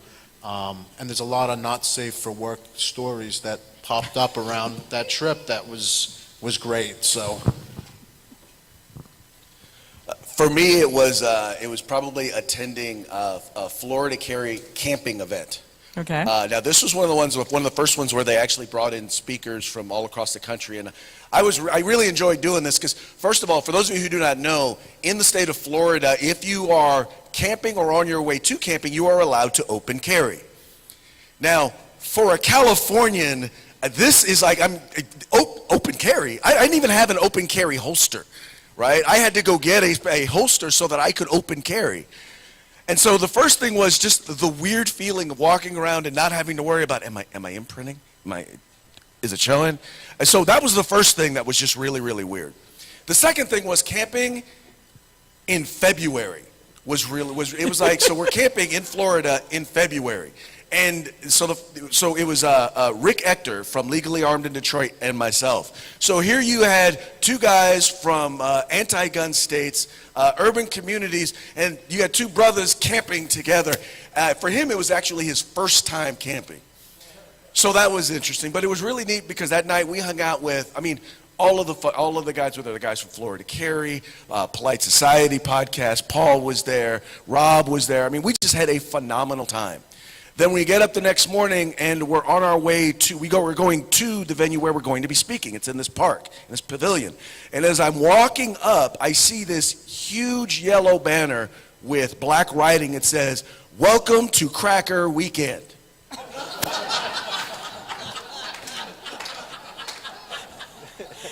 You're like, what did you not tell me? Am I being punked?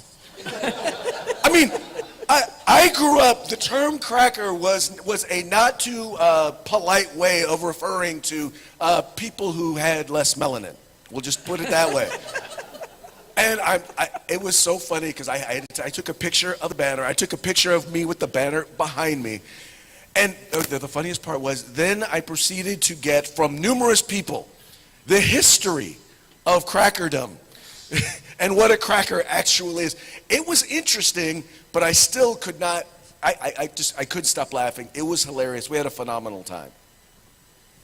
Okay, here you go, Derek.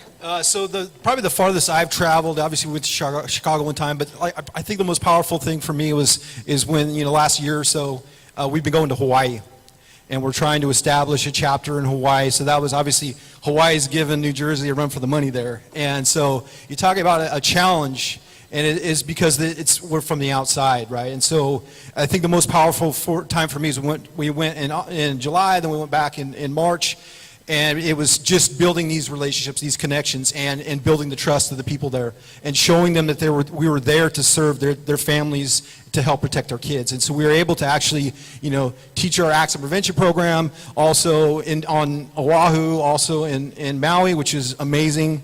And then we also got to follow that up on the range. And so they don't have the gun culture that we have here on the mainland. And so being able to share my passion, my vision, the safety with the Kikis there was probably one of the most powerful things I've done yet. I say yet because I'm not done. And I'm still going. I'm going to move forward. And with the help of all of you, right? We're all in this together. We're all in the same boat. We're all in the same way. And so I'm going to use that story, and hopefully I have some other good stuff that will come out of that. Good. Okay, Amy? Well, I've traveled a lot in my life in the military, but I'd say specifically for advocacy, probably was not too long ago in 2019 when I went to Sweden. My fiance, Dave Smith, who's sitting over there, he shot the World Rifle Championship match, and I was there for U.S. Practical Shooting Association doing social media and kind of covering what the team was doing. And it's interesting how shooting sports in other countries is not as accessible to them as it is to us. So here, anyone here can decide to go look into a discipline and go compete. And in Sweden, we were walking into the grocery store and, people were like, "Oh, what are you guys here for?" And we were telling them, and it was just amazing how foreign of a concept it was that you could just buy a gun, practice, and then go and compete in shooting matches, and then, go on to shoot in these competitions where I think one of the speakers said it yesterday, where you have, a doctor and someone who works it could be a person, not that it's any less, but someone who works at a fast food restaurant, and they're on the same level playing field, going out to lunch, talking about how great of a match it was. And so it's really unique, the firearm culture that we have in the U.S. and how that's kind of perceived in other countries. But I definitely think that was probably a standout in my head. Okay, great. So we're going to wrap the panel, but here's what I'd like to do, is I'd like each of you to, as you go, let everybody know, so just how they can catch you or find you on social media. What's your tags? How do they find you? So look at the camera and do that, because, you know, it is social media and it is public and people are watching, and they can come find you then. You can find me on any Facebook, Twitter, Instagram, and it's just my full name's Adam A. Dillon, Amy Dillon, ADDA.MAY is my handle. So you can find us on all social media. Obviously, not so big on TikTok, but you can find us on our website, kidsafefoundation.org. There's 2 S's there, and I look forward to hearing more from you guys. Thank you. Personally, you can find me pretty much on most social media at Craig DeLuz, but you can also find some of the stuff that I'm doing at firearmspolicy.org, as well as at 2anews.us. You can find me on my website, johnpetrolino.com or thepenpatriot.com. And if you want to email me, john@thepenpatriot.com. I love news tips, so if you guys have something going on in your area, zap me an email and let's talk. The Pew Pew Jew, pretty much. I mean, kind of hard to forget that, but cross social media at the Pew Pew Jew and thepewpewjew.com. My blog would be at onlygunsandmoney.com, on Twitter and Instagram at JPR9954, Facebook John Richardson. So you make that so easy, JPR 9944, as if it's like a secret code. But okay. 54. Sorry. Say it again. I've now screwed it up. At JPR 9954. Got it. See how easy that is? Well, this is Amanda Suffolk, EyeOnTheTargetRadio.com, signing off. Here we go. We'll hand the panel to the next group. Thank you all so very much for participating.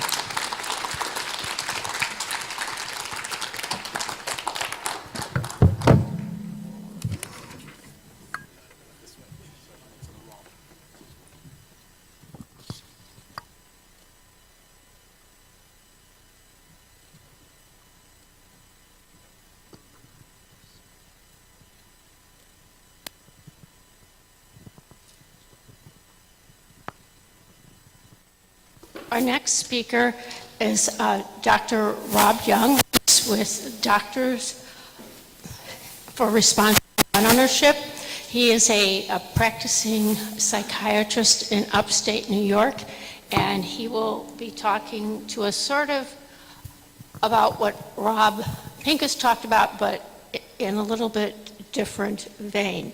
The one thing I would like to say is we use the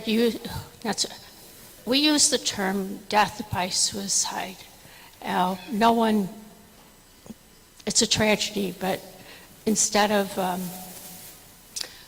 making it active, we wanted, because it's death by suicide, it's a loss for anybody. And then if anybody lost these sunglasses, they'll be up on the table.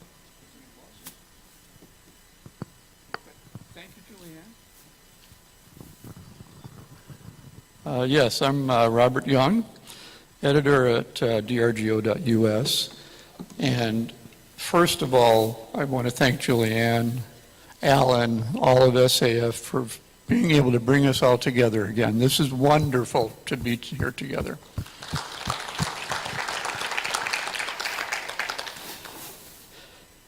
Let's see, 15 minutes, there we go. Okay, and I want to call out my colleagues in leadership of our group. Sean Brodale, come on. Okay. John Adine, whom you will be able to see up here soon. Thanks, guys. Okay, and don't worry about taking notes. This will all be in an article on DRGO this week. Now, I'm concerned about all violence, not just that done with guns, because, as we all know, you can say this with me, guns are not the issue, right?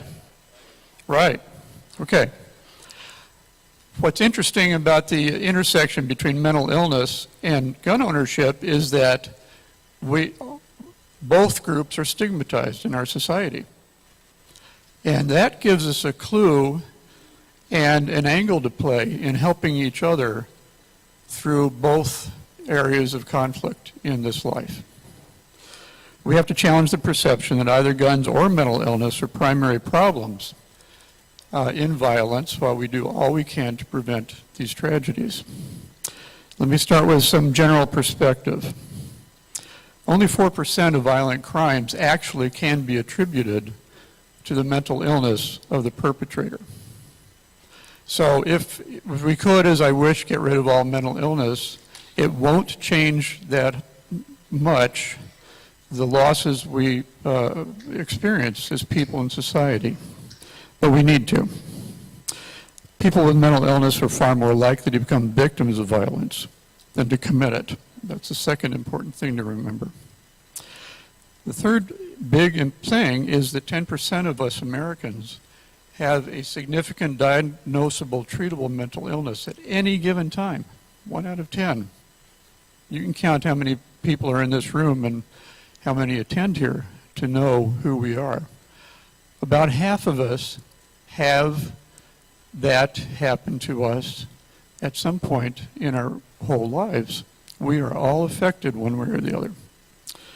Now I'm going to work up from kind of from least to most in a way.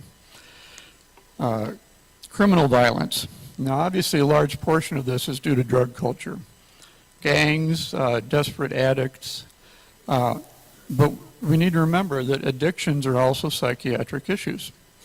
They are genetically based and they are eminently treatable now. That's a big part of my work week every week as it happens. Then you come to career criminals. These guys, I'm going to be sexist, I'm going to refer to all these people as he, because they largely are. They have antisocial personalities. What that means is that other people don't matter except as a means to their ends, to fulfill their own desires. They simply don't have a conscience in that way. They are only influenced by consequences. These guys end up incarcerated, if not dead, at an early age. In the long run, though, they may learn that consequences do matter to them. You can't get what you want if you're locked up in jail. And by later life, they tend to burn out. Now, there are obviously some political implications of some of the things I'm saying. You can draw out your own conclusions, but consequences of crime matter. Serial killers, very interesting topic. These guys are psychopaths. That's worse. Yes, they have antisocial traits, but they go a step further. They enjoy people's distress, pain, humiliation. That's why they do what they do. In childhood, you often find these folks have committed animal torture and fire setting. Again, nothing can change them. All we can do is keep them out of society. Consequences don't matter. They're driven. Both conditions are genetically grounded. They're reinforced through developmental experiences. So incarceration and self-protection, which we all believe in, are the only answers to these sorts of crimes. Now, there are community prevention programs that do help diminish crimes in certain urban areas. They're worth supporting. They're directed at those most likely to be attacked, which, by no coincidence, are also those most likely to attack. These are gang members, drug dealers, their customers, things like that. And while we might not care as much about them as the innocent victims, they're still worth intervening with, because they do cost us innocent victims too, as they do their thing. Means substitution is an interesting phrase. This does occur in aggressive violence because criminals will use whatever they have, whatever they can. Take the UK, for example. As firearms became prohibited for purposes of self-defense, even if you have one to use, knife violence, quote, has risen dramatically in the UK because that's available. And if you got a big knife and your victim doesn't, you win. Mass killers, school shooters, etc. This is also a fascinating topic. And as you've heard, in fact, it is the absolute least part of our problems of casualties in this country, but it's the most publicized and certainly the most scary. Certainly to me as a parent, it's a scary thing. These folks all have poor social skills. They always did.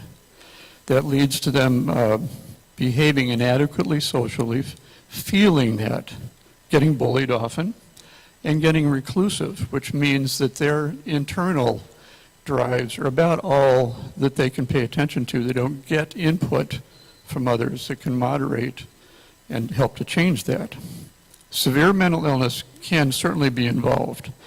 Do you remember the Colorado movie theater shooter? He dressed as a Joker. He was having hallucinations telling him to do this. He was in treatment. He had schizophrenia. He still does. The shooter from the University of Texas clock tower back in the 60s, we all remember about that. This was a fine, upstanding, good young man until, as his own diaries report, he started simply feeling compelled to hurt people. He didn't understand it, but it finally drove him to the top of that clock tower. On autopsy, they found a growing brain tumor. So mental illness can make the difference, and these are examples. Adolescents and young men, of course, who were inadequate, got bullied, often find themselves avenging personal grievances, certainly when they shoot up a school. But there are other motivations too. Incels, involuntarily celibate young men who don't know how to relate to women. Homophobia, things like that matter too. But what we're starting to learn is that there's underlying suicidality involved in all these events. The first stage may actually be depression, becoming suicidal, not getting help because they can't conceive of anyone being able to help them. This then may turn into the idea that the world is useless, pointless, there's no reason for anything. That's nihilism. So if you're going to die, you might as well take other people with you and at least leave some memory of yourself. Now that's different from the idea that we're just competing for the highest body count. It starts with depression, and that's the point we need to intervene when we can. So suicide itself is the biggest issue. As you've heard, that represents 2/3 of all shooting deaths in this country. And half of all suicides are shooting deaths. So in this case, the use of firearms is a big part of the problem. Like any violence, suicide is an outcome of multiple factors. While gunshot is highly lethal and is a method of choice here, things like hanging, jumping off a high building, throwing oneself in traffic, drowning, these methods are all readily accessible. Anyone could choose any of these anytime. People typically develop suicide plans, which include very specific means. It's the final act that can be impulsive. Not the idea, not the planning, not the method that they choose. Means substitution does not happen within suicide because of that. They get fixated on a certain means. In fact, if they can't get the gun, for example, that day, they're not going to rush off and do something else. They may reformulate a plan, but that'll take time. means substitution does occur culturally. We see this across the world. Where there aren't guns, there can be just as high suicide rates or higher, but they do it different ways. In Japan, hanging. In South and Southeast Asia, household poisons work. Now, so it's no surprise that with the prevalence of guns in the United States, for good reasons, that guns happen to be the tool of choice in this. That's not a bad thing about guns, it just is. But without guns, our overall suicide rates would probably not change because the illnesses are at the bottom of this, and people are going to start planning to use other means. Any of us can kill ourselves any time when you think about it. I could walk out probably within 100 yards of here and get myself run over. So intervention can be urgent, and prevention is vital. It's nearly always preventable because the belief that one must die almost always comes from perfectly treatable depressive illness and possibly delusions. And these are psychiatric disorders that we can treat quite successfully. Chronic or recurrent illness also increases lifetime risk, so continuing treatment may well be necessary. Suicidal people, like mass killers, almost always give clues to their frame of mind and intent. In fact, there are far more suicide attempts than deaths by an order of magnitude. And in those, people tend to use less lethal means and choose to do so in settings where they have a very good chance of rescue. So feeling suicidal doesn't mean you want to die. It means you're ill and you probably want help. Suicide is the last resort in the end. I would have said something about red flag laws. I don't have time, but let me say that from my point of view, they're useless and pointless. They hurt people more than they help. And when you see laws that talk about gun confiscation and nothing else, those laws are just for confiscating guns. As a gun rights community, how can we help? I was pleased to hear Rob Pincus's talk a little bit earlier today. There are lots of good ways we together can affect the world in a positive way as we fight for our rights as gun owners, and included in that, fight for the rights of people with mental illness to get good treatment that cures them. We gun owners can speak to other firearms enthusiasts with credibility, and we can confront that stigma with them and promote their treatment. Gun owners, of course, are afraid often to reveal that they have a problem because they're afraid that the government is going to take their guns away one way or another. That's where we come in. It's not true. If you get treated, no one is going to bother you. But if you don't, and something happens, yes, you will. So that's where we come in to speak to our fellows about the importance of getting help. Now, as a community, there are some great programs out there. Rob Pincus talked about Walk the Talk America. SAF has a program called saferhomes.org here in Washington State largely. It does a lot of different things. There are laws in 3 states now which arrange that you can put yourself voluntarily on a do not sell me a gun list. Put yourself on, take yourself off, etc. Now that covers new purchases, but it doesn't obviously change anything about your existing firearms. That's where holdmyguns.org comes in. They promote voluntary gun storage at FFLs when you decide you need it or your family does. Faster saves lives. Jim Irvine told us all about that yesterday. I consider that violence prevention because not only do we want to be ready to intervene violence for violence, knowing that we can do that prevents people from trying. You know But in states where teachers can be armed, they don't have those problems. And if in a locality you are, that school is not going to get hit. What can individuals do? That's each of us separately and individually. You've heard of the phrase situational awareness? Well, it applies to this just as much as it applies to avoiding a violent situation out on the street. Be situationally aware of your friends, your colleagues. People give clues about being depressed or angry and their potential to commit violence.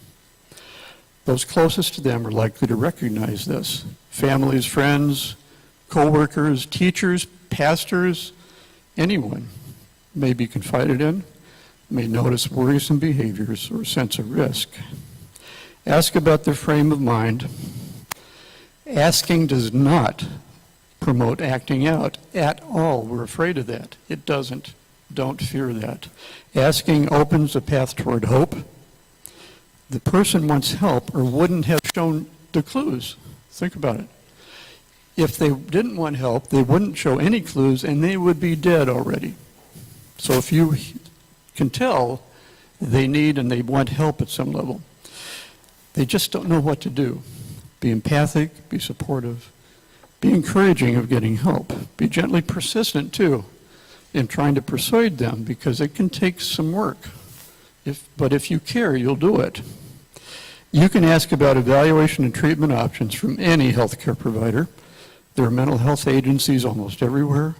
The Mental Health Association is a great resource almost anywhere. There are local hotlines. You go home, learn about these.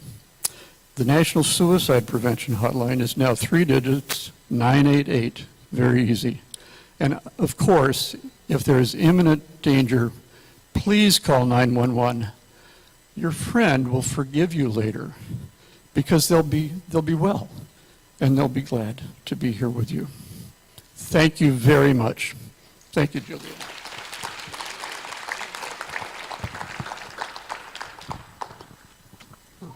I can try to, Lee, sorry.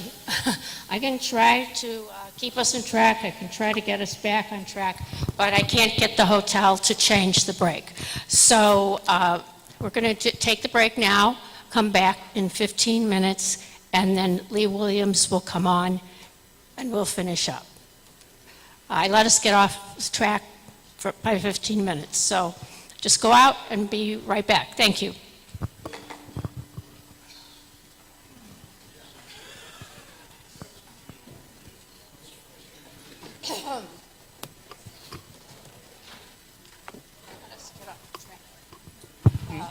But I can't stop the break. Oh, no. That's no. what time they bring this stuff out. Of course. No worries. So you will have your time and we'll all be good. Not a problem. Okay. And how did you get here? I got in last night about 8:30 via Nashville. Okay. Yeah. Switch.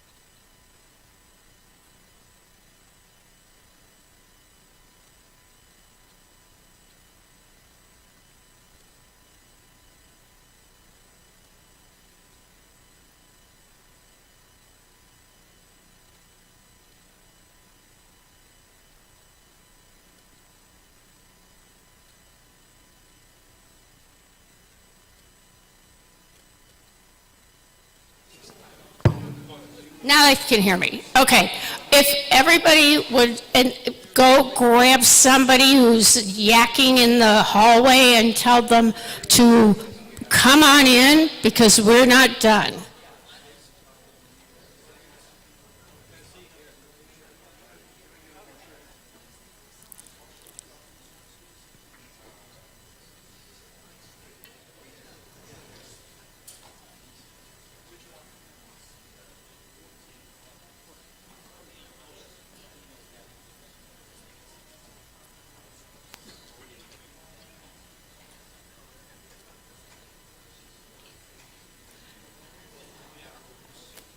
I would like to introduce you to Lee Williams, who got here by the skin of his teeth.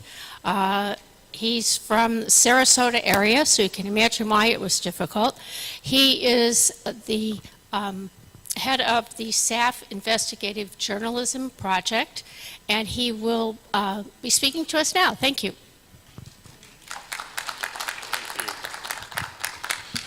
Thank you. I do wear a few hats. I'm also a board member of Florida Carry. So on behalf of Florida Carry, there's a couple things I got to do.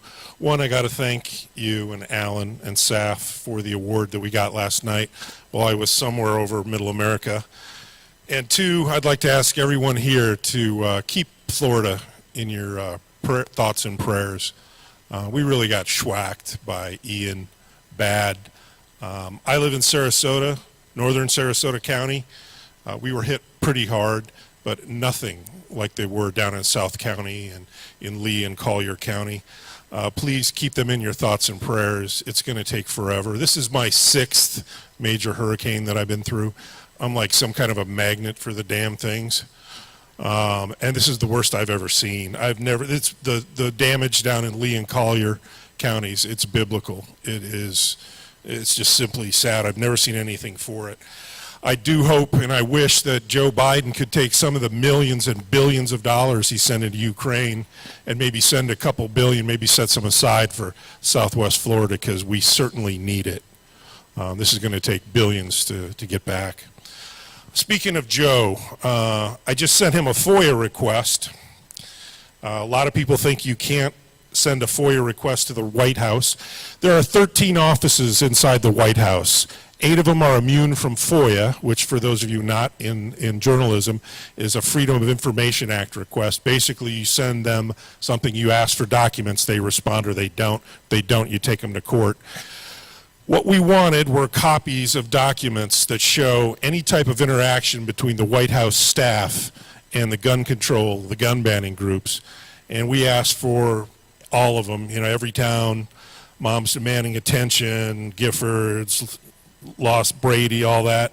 And we're specifically looking for personal calendars, meeting notes, meeting minutes, White House visitor logs, grant requests, grant awards, cell phone transcripts, texts, call logs, and photographs, both official White House and done on the cell phone. Why do we want that? Well, I would advise everybody here to take a look at Joe Biden's gun control agenda. It is vast, it's complex, and it's comprehensive.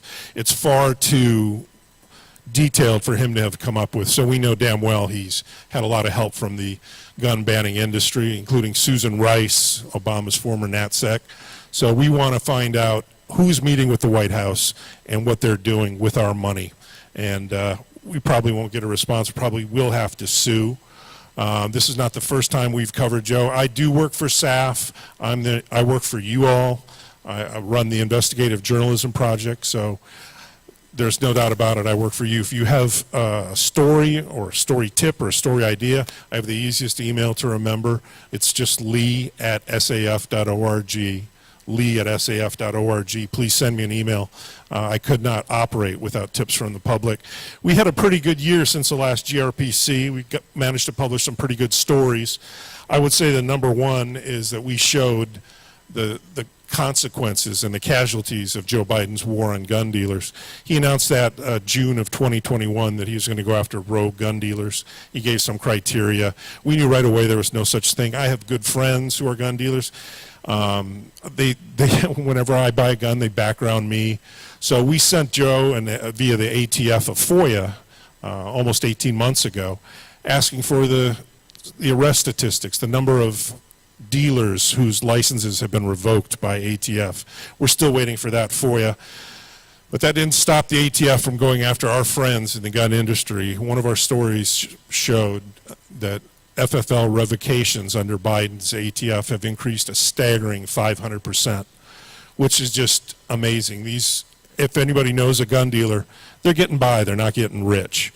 And what Joe has done in his ATF, he's weaponized his ATF to go after the most minor paperwork errors, which they now call willful violations. So if an ATF, or I'm sorry, if an FFL, a gun dealer, juxtaposes a couple of numbers, he's at risk for losing his license from the ATF. We also revealed that the Biden-Harris administration's claim on ghost guns was bunk, and it was based on stuff and statistics that even the ATF could not verify. We heard from a whistleblower, a congressional staffer, who went after Biden started railing against ghost guns and saying how thousands of them were getting recovered. He asked the DOJ on behalf of the congressman that he works for to verify the administration's claims that ghost guns are so prevalent. They couldn't. And the DOJ said that they described ATF's ghost gun statistics as made up, and they didn't have any merit. One of the stories I'm most proud of is we forced CNN to defend its source for propaganda. That would be the Gun Violence Archive. We've written several stories on GVA. I don't know if you've read them. Basically, they're a nonprofit think tank that provides the mainstream media and anti-gun lawmakers with ammunition. They've made up mass shooting statistics. In 2019, they said there were over 400 of them. FBI said there were 19. We went after them hard, and we forced CNN to come to their defense in several stories. They actually named Second Amendment Foundation in our criticism to the story they did. And we also outed Johns Hopkins School of Public Health for writing a scholarly report based on this propaganda. One of my favorite ones, with the help of Florida Carry, we outed the Miami Police Department for a fake gun buyback. They said that they were going to buy back guns from their citizens, and then they were going to send them to Ukraine. If anybody's ever been to one of these buybacks, they know they're not really getting military-grade firearms. So we outed them for, that would have violated federal, state, and local law, would have violated ITAR and a host of other regulations.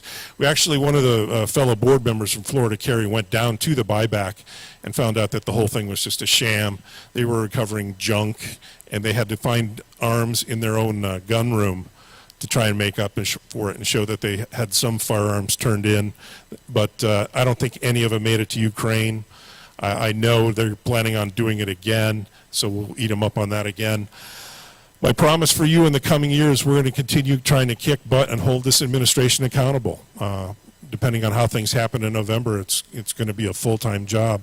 They are after your guns, and I challenge each of you to go to Joe Biden's initial campaign website, because his entire agenda is spelled out right there. It's still live. It's still online. It shows how he wants to come after our rifles and our rights.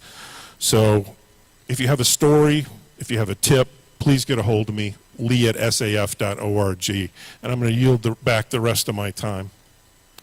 Thank you.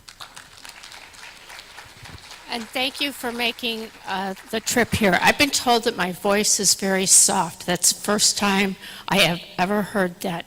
My kids would not agree. The dogs wouldn't agree. But, so I'm going to try to speak more distinctly and, as somebody told me, eat the microphone. So could I ask Cheryl, since we're running a few minutes early, if you all would come up. And this is the big tent. This is who gun owners are, who the advocates are, who I've known so many of you for so incredibly long. I don't want to say how long, but so pleased, so very, very pleased to have you all here and to spotlight you. And as you notice, you're not sitting, but Cheryl has, yes, you are. Cheryl has fun things. Fantastic. All right, so all of these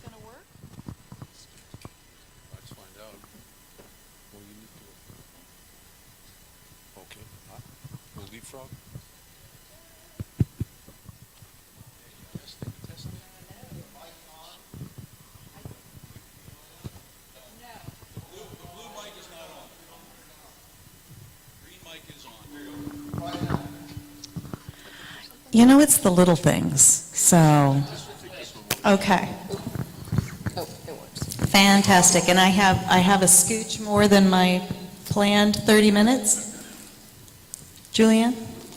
Yeah, I'm glad we get to watch it from the front. Okay. Very good. So what time do you want me done? I want you done at 12:15. 12:15. Fantastic. Well, this is going to be extra fun. And, you know, it's no mistake that they gave me the extra time because it's kind of my specialty is running overtime. So they're like, if I give her extra, maybe she'll land the plane on time. Hello. Howdy. Thank you so much for joining us in this wonderful, it's something new that Julianne thought up this year, the Big Tent, just kind of a chat session.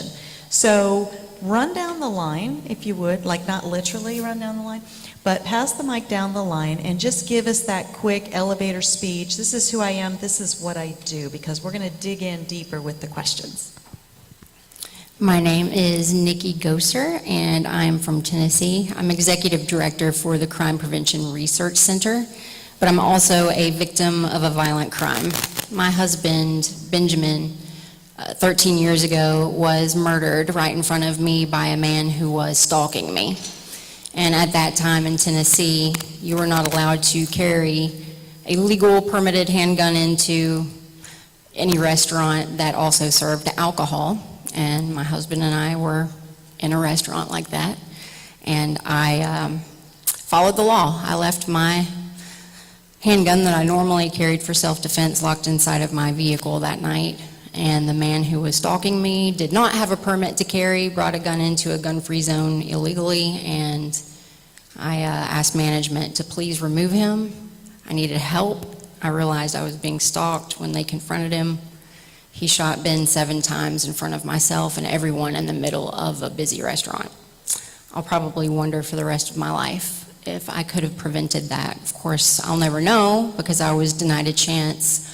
I was stalked and defenseless. So I've tried to educate people over the last 13 years about the dangers of gun-free zones, and I let people know that guns are not bad. People can be bad. Guns are not bad. Guns are used every single day to save innocent lives, and I'm a firm supporter of the Second Amendment, and I still carry a gun with me today, and I try to stay away from gun-free zones. Thank you for that, Nikki. And you know, so often when people have been victims of such horrendous, evil crimes, murder, they jump over to the other side and they do blame the gun. And so thank you so much for being such a strong advocate for the rights for the rest of us, not taking our rights away because this deranged person used a gun horrifically. So thank you for that. That's tough to follow. Rob, what you got? I'm Rob Morse. I do self-defense gun stories. I'm a co-host on the Polite Society podcast. I write the Slow Facts blog. And after a decade, I'm almost an overnight success. I had a casual exposure to firearms. My wife was threatened. And I went, wow, this would be great to protect ourselves. I sort of remember that guns are good for that. And I went to my local sheriff. I lived in California. And he says, yeah, those are almost actionable threats. And since I can't arrest him, I can't let you protect you and your family. The gun community was very welcoming. But you pronounced your name wrong? It's Rob, I'm Rob Morse. Say it for me. I'm Rob Morse. There it is. That's the one. I'm Nikki Stallard, and I'm from California. I was the past spokesperson with the Pink Pistols. I'm looking to launch my own project, which I'm calling the Victim Not Project, which the inspiration was the Pulse nightclub massacre, and it's something that I'm looking to share with all of you once I got a reading. Basically, I grew up in New York City. As a young child, I saw just daily carnage. After I left New York, I joined the military. When I got out of New York, I got to a state where I could buy guns. First gun I bought was 19. I've been kind of a fly on the wall, but always been involved in things. When I did change and I switched and went from Neil to Nikki, I noticed that, oh my God, there's a serious problem with violence against people like me. And I found it going online, found an organization called Pink Pistols, and I said, oh, okay, any active chapter? Fine, I'll join it. Next thing I know, I found out about SAF back in 2007. I called Gwen, who was running Pink Pistols at the time, said, hey, is anybody going there? Because they'd love to hear from somebody like us. And she said, no, don't have anybody. I says, well, if you won't go, I would be go. And she said, well, glad you volunteered. I've been at the tip of the spear ever since, and you guys get to put up with me. Thank you, Nikki. I got 2 Nikkis on my panel. Awesome. All right, John Adine. Yeah, I'm Johnny Dean. I'm a pediatric orthopedic surgeon and a Navy veteran. I hate gun-free zones too. Okay, that's why I'm here, because my hospital still has all the stupid 30-5, 30-6, 30-7 signs, and I cannot carry in a place where I work every day for hours and hours a day. I can carry a knife, I can do surgery, I can invade people's bodies, but I can't protect myself, my patients, or my colleagues because of the laws in Texas, which I am still working on trying to change. The other thing is the corporate structure is such that the attorneys just say, well, look, you've got your signs up, you're protected, which is, as we all know, is a bunch of crap. And I've written articles regarding gun-free zones in hospitals and also about terrorist attacks against hospitals worldwide. And those are on drgo.us. I'm also a membership director for Doctors for Responsible Gun Ownership. Fantastic. Thank you. And last but not least, Charlie Cook. My name is Charlie Cook. I've got a YouTube channel called Riding Shotgun with Charlie.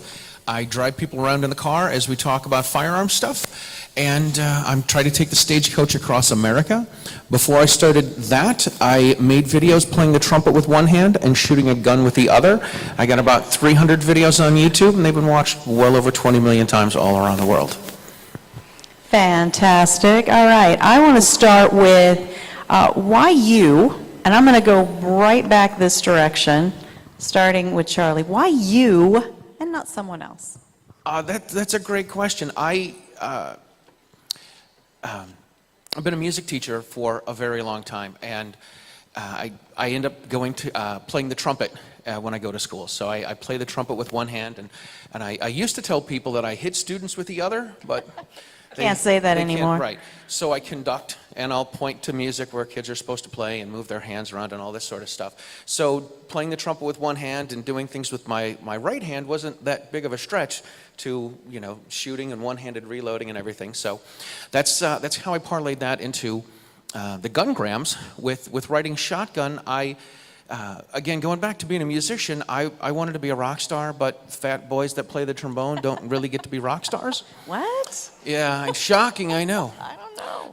So I would watch Carpool Karaoke, and I would see James Corden driving around all these rock stars and laughing in the car and having a good time. And I said, you know what? He's chubby and he's English, and I'm chubby and I speak English. I think I can do that. Like, it's really not that hard. And I discovered at one point that my kids would open up a little more with me if we could have a conversation in the car and they wouldn't look at me. So I said, I'm going to parlay this into something. And I was a gun instructor and working on presentation skills and making videos and stuff. So I said, I'm going to parlay this into a show, and I'm going to call it Riding Shotgun, and I'm going to be driving and talk to people in the cars we drive around. So writingshotgun.com was taken, so I had to take Riding Shotgun with Charlie, and that's how I started it. Perfect. All right, John Adine, why you? Why me? Why you? Why not Why me? me? No, it's because if I don't do it, who the heck else is? Amen. All right, people ask about, how could you be an orthopedic surgeon and operate on little kids? It's because I'm damn good at it, and why would you want somebody who sucks doing something to do it, right? Good point. So why me? I love to stir the pot. Okay? I did not know I that poke about the you. bear. Yes, I did. I do all the things that everybody else is afraid to do. I love it. That's why me. I love it. Nikki, Why me? is it off again? Why? Just talk to. Why me? Why not me? the rule of, what I call the rule of Sean. Somebody, everybody, anybody, nobody. Any of you guys hear that? Somebody, everybody, anybody, nobody? The rule of Sean. Reality is, if not me, as John would say, who? And you don't have to be perfect. My thing is, I will run forward, and if somebody wants to come up, run along, pick up the spear, I'm more than happy to do so.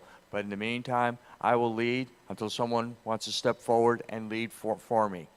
But all of us, we don't have to be perfect. We need to have passion. Just do it. You'll grow as you learn. Fantastic. Rob Morse.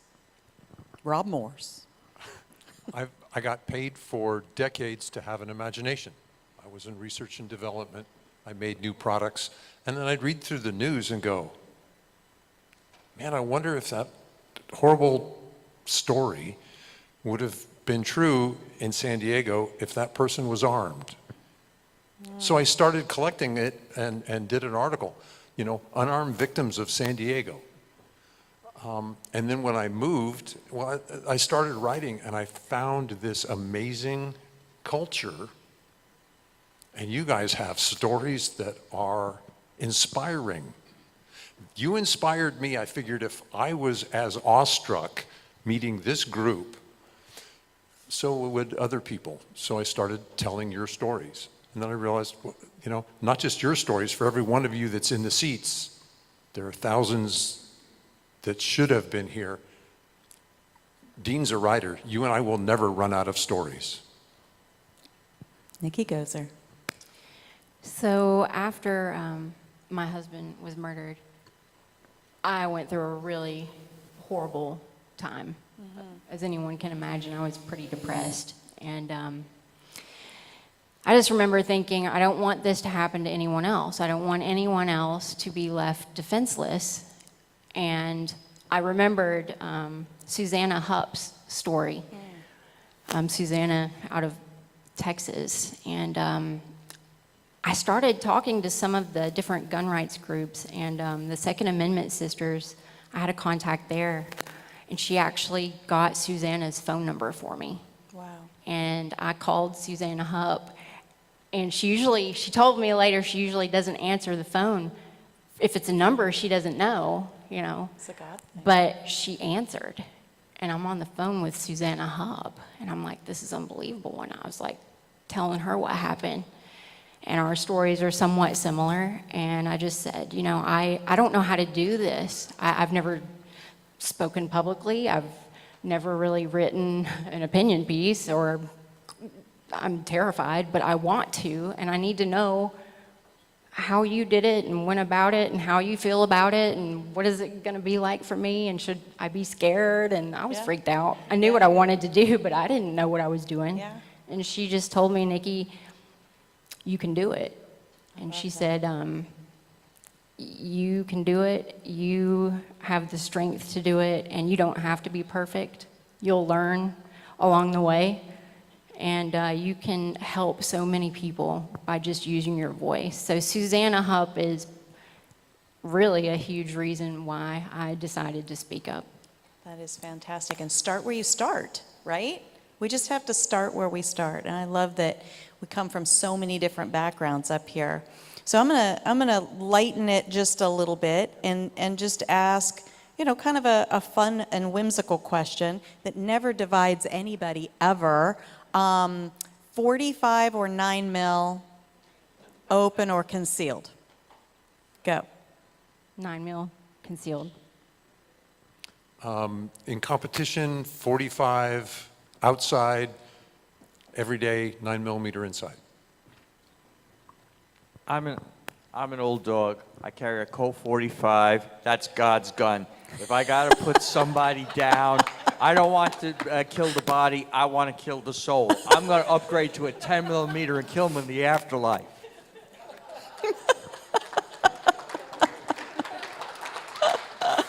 Don't As mess for with me, Nikki. Concealed 9mm. All right, all right. I'm gonna be completely different. I'm gonna say a 5-shot revolver, 38 on the ankle. No The only jams, baby. educator up here, No was jams. that part of the assignment, sir? Yeah, whack that teacher. Neither, yes.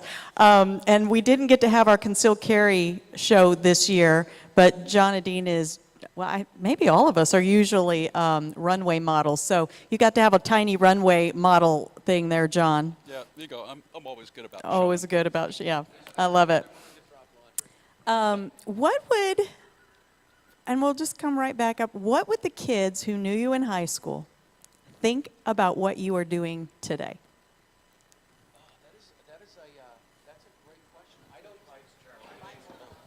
I can't, there we go. I just hold this and talk. The kids in high school, I was a band geek when I was in high school, so I don't think they would ever think any of this. Like maybe they could see me being a music teacher and all that kind of thing, but becoming a gun guy and an activist and outspoken, and I don't think that anyone could have predicted it or saw that. John? Well, I wasn't a gun person in high school. I didn't even start shooting until I was in the Navy. Wow. So I was in my probably mid-20s. Okay. And in fact, I was introduced by the guy I was relieving on the USS Peleliu. He took me out to the range and taught me how to shoot. So that was kind of interesting. So guns probably didn't even enter my mind in high school. I didn't really have, much exposure or interest because I was in New Jersey. Geez, what a surprise. Right. But, I was always kind of the guy that stirred things up. So maybe not too much of a surprise. I get it. But for the most part, I think my high school colleagues, some of them are, one guy was a cop. In fact, I had a reunion about 3 years ago. And so I met up with a lot of people that I knew way back in those days. And one guy who just retired as a cop. Now that we're Facebook friends, I get a lot of good comments about the stuff I'm doing. So, well, hopefully they appreciate what I'm doing. So. Interesting. What about you, Nikki? It would be really interesting because I grew up in New York City, so there was obviously no guns, even though I did want to have guns when I was a teenager. And let's say I went through some significant changes in life. They wouldn't recognize me. Okay. Point well taken. But my values have not changed much. Yes, I switched genders, but I still like guns. I still love the greatest form of music ever, heavy metal, fast cars, and I actually touched base, found on Facebook with some old high school friends and told them the situation. They said it was cool, and they said, "Hey, you're really stirring things up." I guess, they said they figured something like this would happen with me. That you were always somebody to stir things up? That does not shock me. Rob? I wasn't someone who stirred things up, but the personality they'd recognize, but the advocacy, the speaking up for others, no chance. It surprises me. Nikki? The few that I'm still in contact with from high school are, I guess, I don't know, proud of me. But I was on the tennis team in high school. I wasn't into guns or anything back then, so I'd say the majority probably would be like, wow, I can't believe she's doing that. I can't believe that happened to her. Like, well, yeah. Yeah, absolutely. But you guys were doing karaoke at the time, right? So when you were doing karaoke, did you set it up, or were you singing? Were you doing karaoke? The night Ben was murdered. Well, just you and Ben together. There's some karaoke angle. Ben and I owned a mobile karaoke business, and that's what we were doing that night. Was running our sing karaoke? Do I? Oh yeah. There's some people in this room, I think, that have. Yeah, there's at least a few people in this room that have been out singing with me on karaoke nights. Cheryl, why don't you show them your karaoke? No. No. I don't do karaoke. Not even with some liquid courage? I don't enjoy karaoke. I don't sing karaoke. I'm like a choir girl. So, no. All right. This isn't about me, Mr. Todd. All right. Is there anyone in your life that you cannot discuss the work that you do, your advocacy? Not really. I mean, well, I'll just tell you this. It's a shame, but my very favorite cousin growing up, I would call her orange-haired Kelly because she was red-haired, and she was my favorite cousin. Every Thanksgiving, we'd be over there and, you know, celebrating Thanksgiving with them, but she's hardcore liberal and not very pro-gun at all. And, yeah, I can't talk to her about that kind of stuff. Doesn't really give you the space to just be Yeah. different. That's unfortunate. Rob? Yeah, no, you can choose your spouse, you can't choose all the relatives. Nah, we don't talk about this. Nikki?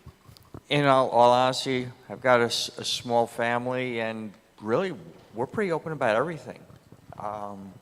And, you know, we can agree to disagree, but, you know, and if I find people who are well, I don't keep anti-freedom people in my circles, in all honesty.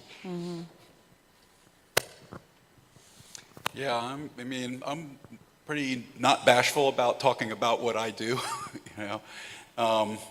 And so if there's somebody who is not pro-rights, then they can choose not to hang around with me, as far as I'm concerned. But I am unabashed and not, you know, not too shy. Let's put it that way. Yeah. Teaching in private schools, I try to keep my lives separate. I try not to let worlds collide. They have a few times. I've had some students discover the gun gram videos, and some of the teachers and principals, I tell what I do. The people that I avoid it most is I moved from the Midwest to New England, and I rented a room from some people, and I called them my surrogate family. It was a mother and father. They had 3 daughters. I went to Europe with them to teach conversational English in Poland one year. I played at one of their weddings. I offered to officiate one of their weddings. And the youngest daughter is the one that I talk to the most. Whenever I bring up gun stuff, she just shuts down. Like, I won't talk to her for 9, 10 months. And then I'll hear from her out of the blue, and I'm like, okay, things seem to be pretty good. And she sends me a funny meme, and I send her one back, and she sends me one, and I send her back. And then something comes up, and I'll mention something about firearms, and then she just shuts me down, and I don't hear from her for another 10 months. And I'm okay, that's totally cool, man. Like, I'm cool. Not a big deal. All right, I have 2 important questions to get through in the next 10 minutes. So, the first one, I'm going to start with Charlie. What has been your pinnacle moment in your advocacy? And since I have been on riding shotgun with Charlie, if you don't mention having me in your car, it's going to hurt my feelings. Right. What about me? So a couple weeks ago, a couple months ago, I was in Detroit for Rick Ector's event, and I I've was never sitting with been to Rhonda Detroit, Izell. so this isn't about me. No, Okay, this I'm leaving. That's this it. is good though. So I'm sitting with my daughter. I'm sitting with Rhonda Izell and another gal from the Illinois DC Project, and Rhonda's like, "Hey, when are you going to have me on the show again? You know, I made you famous, and I know you've got another show that you're doing with somebody else. When are you going to have me on the show?" And I looked at my daughter. I said, "Sweetheart, never have a show, because when you have your friends on, or if you don't have your friends on, they're going to want to be on, and then when you have them on, they want to be on again." So, to me, the biggest moment doing this was in 2019, getting the Blogger of the Year. That was really cool, because Alan stood up here and talked about bloggers and, you know, whatever, the new media that we use, and he said the Blogger of the Year is Charlie Cook, Riding Shotgun with Charlie.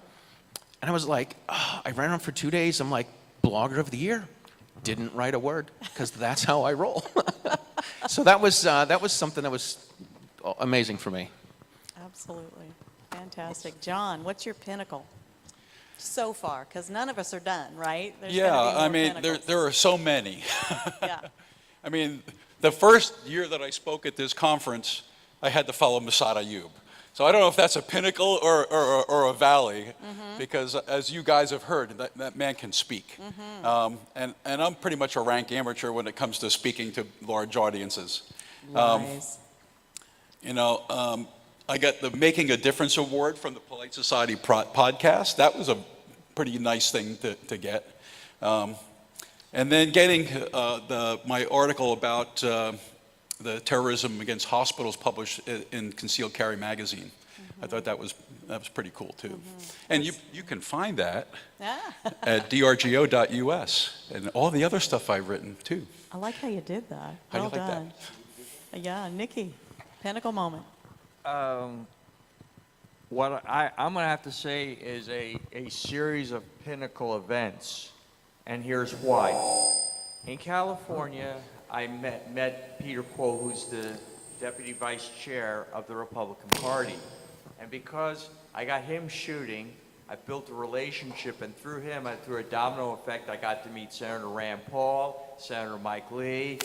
It opened up the doors. I met up with Congressman Kevin McCarthy, who, because of California redistricting, is now going to be my congressperson. And I've got a big plans. So I'm still climbing the mountain. Love it. Love it. Rob. My pinnacle moment was sitting right over there. There are a group of people who give up huge parts of their lives, all their vacation time, some of their sick time, to go train armed school staff. And they said, we have a flawed product. As soon as we create these dedicated defenders, they can't talk about themselves. It's like having the perfect person and you throw an invisibility cloak over them. And I got to tell their story, and nothing has touched that since. And that's FasterSavesLives.org. FasterSavesLives. See what I did there? She's a pro. I'm an amateur. Whatever. Nikki, pinnacle. She's also sang some karaoke with me. I bet she has. Okay. So I have to say that, well, there's quite a few, but the most important one was back in 2010. I had been doing my advocacy for about a year, and I was invited to be on the John Stossel show with Susanna Hupp and a bunch of other people, and I got to meet my very favorite author. And my favorite book, still is my favorite book at the time, was More Guns, Less Crime. And I'm in the green room. I know that guy. And, okay, I had never Googled Dr. John Lott Jr., so I didn't know what he looked like.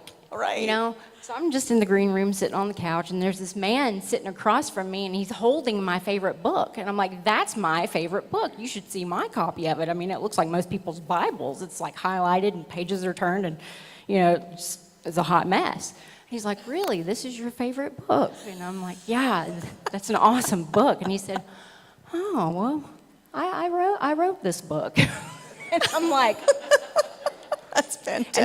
And now I work with John for the Crime Prevention Research Center. So, yeah, that was probably the pinnacle moment. Yeah. That is hilarious. I did not know that story. Okay, last question. I have like 4 minutes.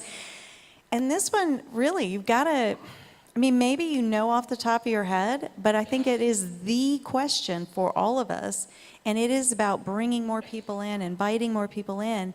But how do we inspire more people like you into this movement, into advocacy, into what we do? I don't know. I don't really have a great answer to that. I just speak from my heart, and I used to say yes all the time when I was asked to come speak, and now I'm kind of getting to the point where I'm like, you know what, I kind of want to just enjoy life again, like just normal life. And so I've kind of learned to say no sometimes. I mostly say yes, but I've learned to slow down and just kind of enjoy life again, and I still will continue to do this, but I think if you just speak from your heart, and you don't have to be a great writer, you don't have to be a great speaker, but if you're determined and you believe in it, and you know, you can do it. Anybody can do it. I'm just an ordinary lady that something really horrible happened to, and you know, I channeled that and decided, you know, to speak up. But anybody can do it, and I just hope that by speaking out, maybe I'm making some small difference. But I just tell people, anybody can do it. You really can. Well, I know you still get letters and emails from people that have seen your story on, what's the channel?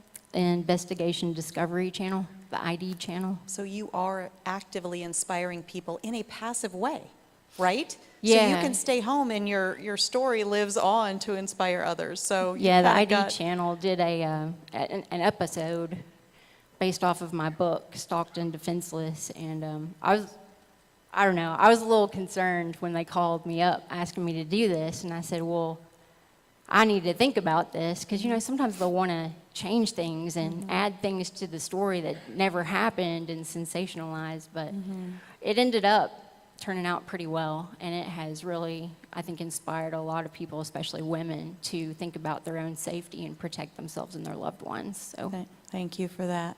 All right. You guys had time to think. Nikki said it. Touch people's hearts. You can give them the reasons all day long. You can have an intellect that will stun the world, but you need to touch their hearts. And then once you've done that, you can give them the reasons and give them the direction. I would say that this is much more deeper than our firearms rights, and it's more deeper than the esoteric concept of freedom. Really, the battle is about our life, our journey, our dreams, our hopes, our purposes. Inspire people, listen to them. Don't listen to them, listen to their concerns. Just be casual, open up your heart, be approachable, be friendly. Don't be like you're ready to pounce on them, because in California, our opponents, they're really very despicable, unlikable people. So all we have to be is the opposite of that. And, we hear people and we'll say, we'll sit down, because the bottom line, across the cultural, economic, political, social spectrum, there's far more that unites us than divides us. Be passionate. It may kind of show, that I have a lot of passion about this. I'm passionate about everything, though. I'm passionate about taking care of kids. I'm passionate about riding my bike. I'm passionate about teaching nurses how to shoot and introducing them and safe handling. So it's all about passion. Be passionate about what you do, and people will actually be attracted to that. I will, and then there's that active piece of that, is that you are actually inviting people to the range and you're changing their lives by interacting with them at that level. That's amazing. I think we all know that, but it's so hard to take the time, and you take the time. That's awesome. Charlie, reel it in. Take us home. All right, so since I got the Blogger of the Year award, I have had to start writing. You know how to write? I know. It's usually with a crayon.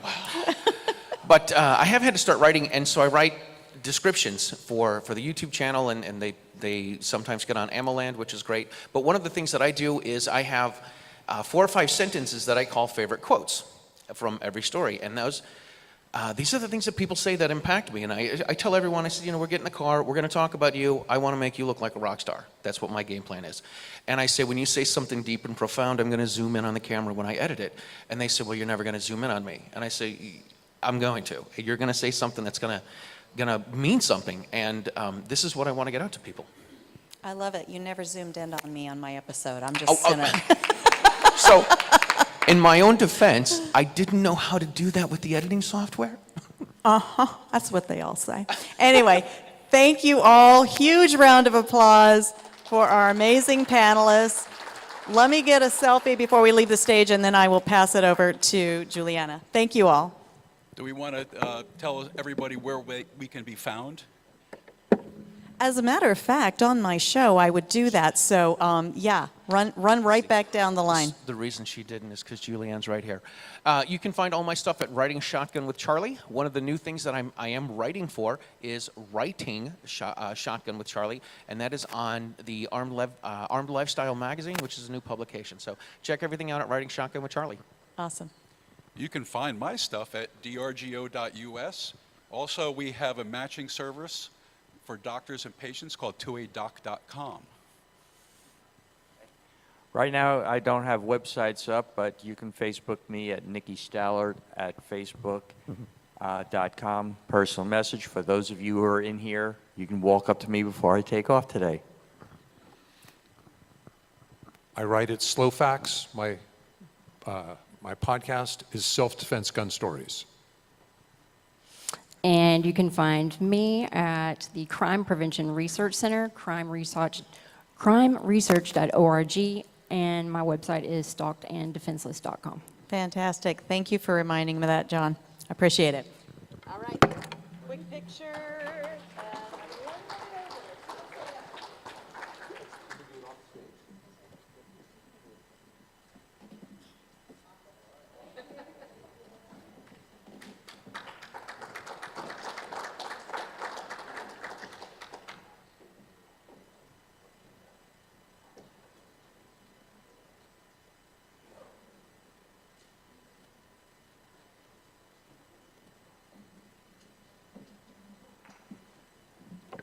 If Alan could see what we're doing, he would never believe how much fun we've had without him. The next panel is excuse me, I'm trying to get my Surface to wake up. We have a state panel, Connecticut, Nebraska, what's my password? That's too complicated. So Paul Vallone, Holly Sullivan, the gentleman from Nebraska. Oh, okay.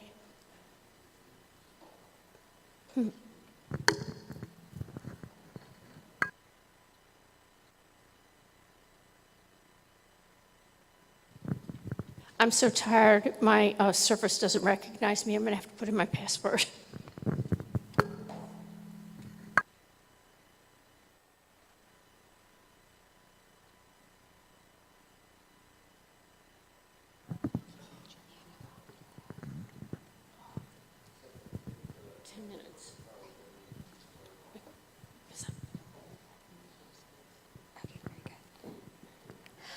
Hello, everyone. My name is Holly Sullivan, and I am the president of the Connecticut Citizens Defense League. We are in one of the most difficult states in America right now, and if you're curious about what is going to be coming through the pipeline at a federal level, look no further than what has happened in Connecticut in the last 10 years. So I'm pleased to say that despite that, CCDL has just had probably our most productive year ever. Our 2021 legislative session ran from February to May, and it's no surprise that Connecticut has an anti-gun majority in both houses in our legislature, as well as an anti-gun governor. So we were all a little surprised when our governor held a press conference announcing the largest, most comprehensive gun control package that our state has ever seen, and in my opinion, much larger in scope than what came post Sandy Hook. So I'm going to tell you a little bit about Senate Bill 16 and the original bill as proposed by Governor Lamont. So we were expecting to see a 2022 assault weapon ban. We do have an existing assault weapon ban, but this was going to take it to another level. So this ban would have included firearms without serial numbers, others, which is neither a pistol nor a rifle. It would have required, we would have been required to obtain a new certificate of possession, and it expands the list of banned firearms to include these others that I mentioned: pistol braces and stabilizing braces, would have banned the sale of receivers and lowers. It would have banned the sale of 22 rimfire rifles with detachable magazines and only one other feature. It would have banned pre-94 semi-auto rifles. It would have banned all transfers and sales of any of those firearms that fell within the 2022 proposed assault weapon ban within the state. But it gets worse. It was going to modify our carry laws. It attempted to enact a stop and frisk component where folks who had committed no crime would be required to show their permit on demand if asked by a police officer, even if there was no reasonable suspicion of a crime. It added family violence misdemeanors and felonies to disqualifiers for permits. Spouses and former spouses, parents, children, those related by blood or marriage presently residing together or who have resided together, persons who have a child in common, persons in or have recently been in a dating relationship may all raise red flag complaints. It removed the right to appeal to the Board of Firearms Permit Examiners, which is our only recourse should your permit be revoked. And that board, as an aside, has a waiting period of up to 3 years just to be heard. It enacted new gun-free zones. It would be a gun-free zone within 75 feet of any polling location. And I'd like to remind you that handicapped folks park within 75 feet of a polling location. Any municipal or state building became a gun-free zone. No carry on any bus, train, or ferry operated by a government entity. So those relying on public transportation, particularly in our urban areas, were disproportionately harmed. No firearms could be shown, displayed, or visible within 200 feet of any demonstration. What's a demonstration? 15 or more people situated in a public place, the front immediate area or parking lot of any store, shop, restaurant, tavern, shopping center, or any other place of business, in any public building, its grounds, or surrounding area, or any public parking lot, street, right-of-way, sidewalk, public park, or other public grounds, all be considered a gun-free zone with 15 or more people. And one of the hardest things was the attack on our gun stores and our FFLs. They wanted to implement a $200 state license requirement to sell firearms, a $200 renewal every 4 years. They needed to have a valid state permit to carry in order to be an FFL, a local permit, a federal firearms license, but additionally, a very vague concern, which was any other materials required by the commissioner, which would have been put into statute, any other requirements. We didn't know what those would be. And the fines were $25,000 per violation. And the licenses could then not be transferred. So if a business wanted to sell their gun store to another, if they left the state, they wouldn't be able to transfer that license. It would have also required trigger locks for all firearm sales, not just handguns. So it was through the incredible work of our executive committee that CCDL hit the ground and we got the word out. We worked with our gun stores and got into the community. And when the public hearing came around for this bill, CCDL had an amazing 1,908 written testimonies submitted to our legislature. Of those, only 19 were in opposition. We had 1,908, in support, 19 were in support. So 1,908 of us against 19 antis that showed up for testimony. And on top of that, more than 200 people signed up for the Zoom testimonies, making for a very long day for our legislators. So when the bill finally made it out of committee, it was scaled from a 50-page bill down to a 3-page bill that primarily funded the gun trafficking task force, which is something that CCDL has advocated for a very long time. So we had a very, very successful session. However, it was not perfect. Despite our efforts, the legislature did pass a law establishing a commission on gun violence prevention. Despite 66% of all gun violence statistics being suicide, gun owners had no seat at the table, and we still have no place on that commission. So it is very concerning that a commission exists that is intended to prevent gun violence, but yet the folks who have access to firearms are left out of that conversation. And after the session concluded, CCDL really took the organization to the next level. We entered into a 5-year lease of a new office space of almost 1,800 square feet that does allow for us to have a lecture room, move merchandise more quickly, and really take the organization to the next level. But fast forward to this fall, very excited to announce that this past Thursday, on September 29th, CCDL, in partnership with the Second Amendment Foundation, has filed a major lawsuit against Connecticut seeking for the court to declare our state's ban on modern sporting arms to be unconstitutional. Yes.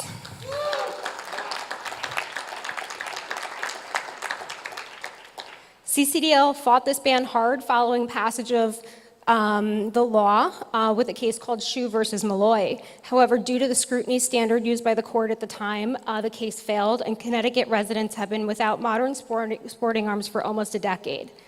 So my statement is as follows, that our plaintiffs are just a fraction of the tens of thousands of law-abiding gun owners who are members of the CCDL and who have been aggrieved by Connecticut's unconstitutional law since the ban was enacted. We all deserve to live in safe communities, but denying ownership of the most commonly owned firearms in the country is not the way to achieve it. The recent U.S. Supreme Court decision in Bruin has opened the door to this challenge, and we believe that Connecticut will be hard-pressed to prove its statutes are constitutional. Like those defending the New York statute stricken down by Bruin, anti-gun officials in Connecticut trumpet their laws as being the harshest in the country. And quite clearly, the recent Supreme Court decision meets Connecticut's harshness with rebuke in support of individuals and inalienable rights. And we bring this lawsuit to vindicate those rights. We are incredibly honored and grateful to be partnering with the Second Amendment Foundation in this case. And it's never easy, but it's absolutely necessary for the working class people of the state of Connecticut who are not represented. It's been a really interesting past 72 hours or so since we filed. Our Attorney General, William Tong, has called gun advocacy groups radical extremist organizations. I'm not a radical. I'm a working class single mom. I wait in the pickup line, I go to football games, and I'm an active part of my community. So we will continue to pursue this civil case, knowing that we are on the right side of this constitutional challenge. I want to touch on one other thing. In May, I testified in the Senate Judiciary Committee against a federal red flag bill supported by my Senator Dick Blumenthal. I was invited by Senator Ted Cruz due to the work of the DC Project and my role with CCDL. We know firsthand how important it is for our legislators to see and hear from real gun owners and 2A supporters. To Wallace Dunn's point earlier, groups like Moms Demand Action can be extremely visible when legislation is presented. I encourage every organization here and watching from home to connect with the DC Project, Women for Gun Rights. We believe in education, not legislation, and we have pro-2A women in every single state in this country that will work alongside your state 2A organization to ensure that your legislators see and hear from women in your state that support civil rights for gun owners. And some of the most vocal women in this organization, Cheryl, Amanda, Amy, Susan, Nikki, myself, these are some of the proud women that will work alongside of you with the DC Project, so please utilize that group at dcproject.info. And I want to leave you primarily, especially to the folks at home, to get involved with your state 2A groups. These are your neighbors and members of your home community. When an action alert comes out, please take the time to send that email or place that phone call. It's truly the grassroots movement on the ground that holds the line in your home state. So join, donate, and participate. Thank you.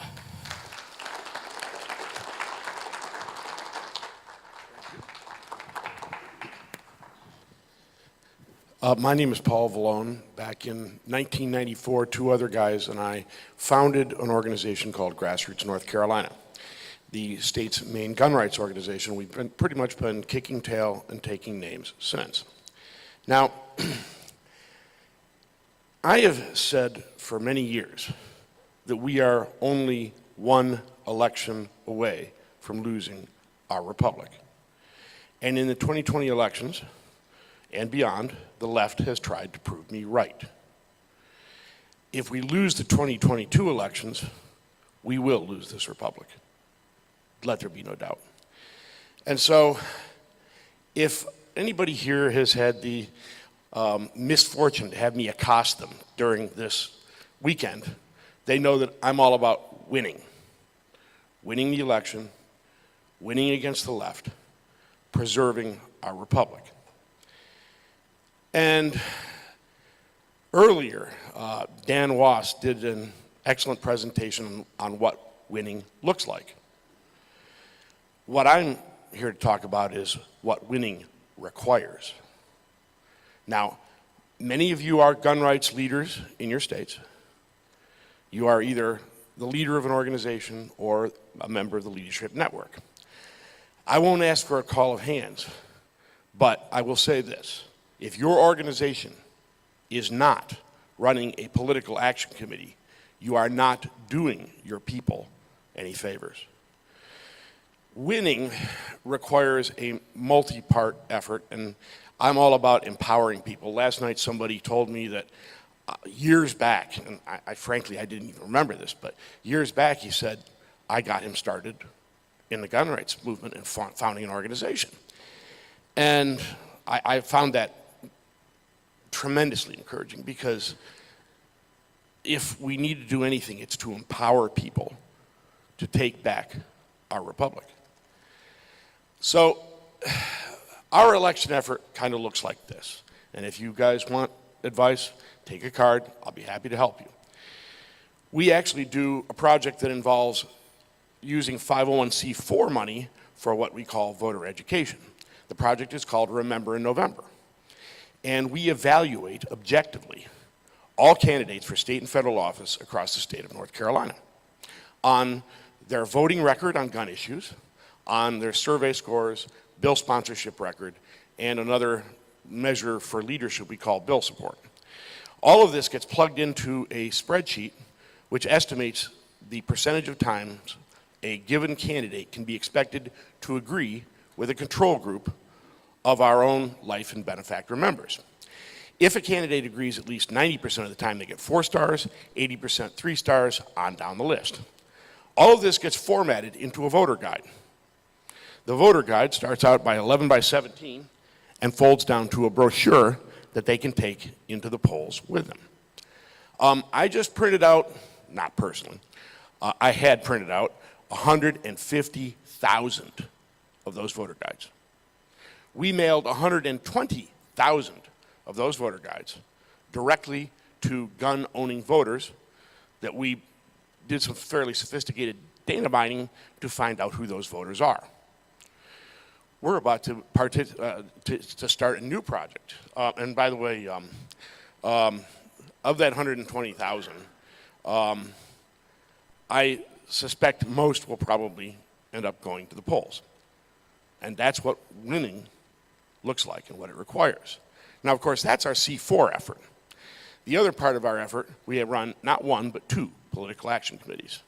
One is a conventional federal PAC, and one is a super PAC. The super PAC may actually take out candidates on issues other than guns, because as I often tell people, the problem is what you need to solve. The issue is how you frame the debate to solve the problem. You frame the issue to maximize your core constituency of support. So the issue on which we attack a candidate might not even be guns, using our super PAC. But the political action committees will now go and do, and if gun organizations typically have a failing, they do good legislative action. They are not as good at election action. And the reality is, your election action is what puts teeth into your legislative action.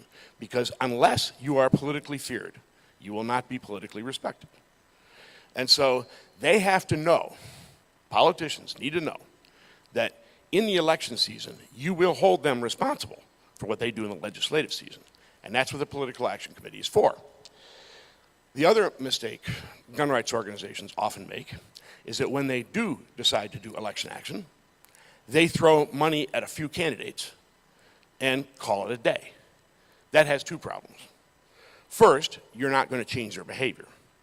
But perhaps almost as important, they may re-gift that money to other candidates you don't like so much. And so what we do instead are independent expenditures. And actually, I wrote the book recently, The Rules for Anti-Radicals, a practical handbook for defeating leftism. Some of you may have gotten that book. What I do is I teach people how to form political action committees, how to do independent expenditures, and how to frankly go out and kick ass. And by doing independent expenditures, we do mailings, radio spots, social media advertising. I hate to say it, but I'm one of those guys that makes those nasty old robocalls, all right? And automated texts and a variety of other means. All of which are intended to elect the people who will support our rights. And if you aren't doing that, again, you're not doing anybody any favors here. This, I actually we went from North Carolina to Georgia, and we actually sent teams down to work the runoff elections in the Senate. And an organization I will not name told me that they don't do politics. They're nonpartisan. This is a gun rights organization. And my comment to them was, well, that's your choice, of course. But if you don't do politics, I can assure you that politics will do you, all right? So my point, and I'm not going to belabor it, is that you need to be active in this election. It's late, but it's not too late. If you don't have a PAC, form a PAC. If you're not doing independent expenditures for or against candidates, do it now. You got 5 weeks to the election, and if we don't win this election, we have a serious problem on our hands. Thank you very much.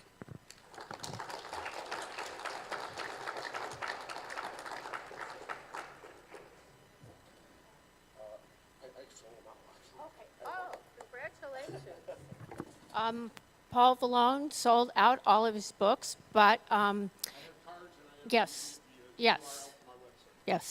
And Holly, it is a pleasure, an absolute pleasure to have joined you in the recent lawsuit. Yes, we are excited, and hopefully we'll be able to go for the assault weapon ban shortly. Thank you so much. I have some things that I would like to say. I haven't stopped talking this whole weekend.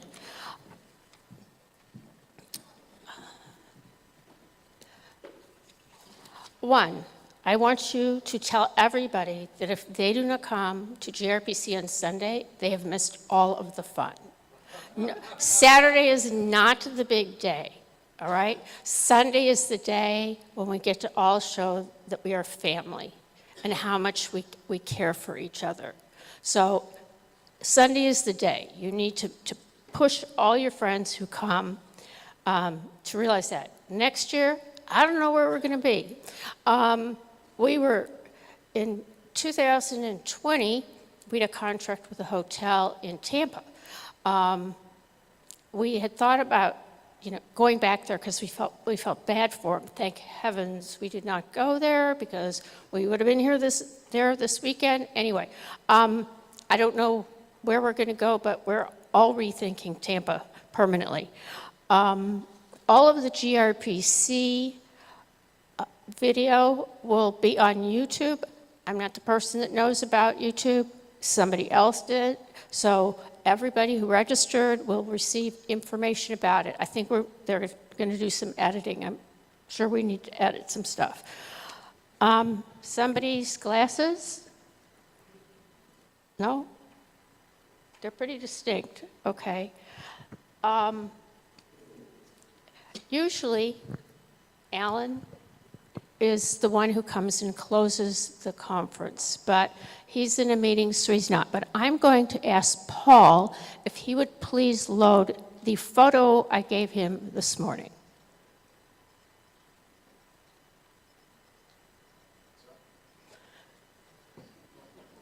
Oh, well, no, that's one of them. That's how we started the day. That's why this is more fun. But it's the other one that I sent you, Paul.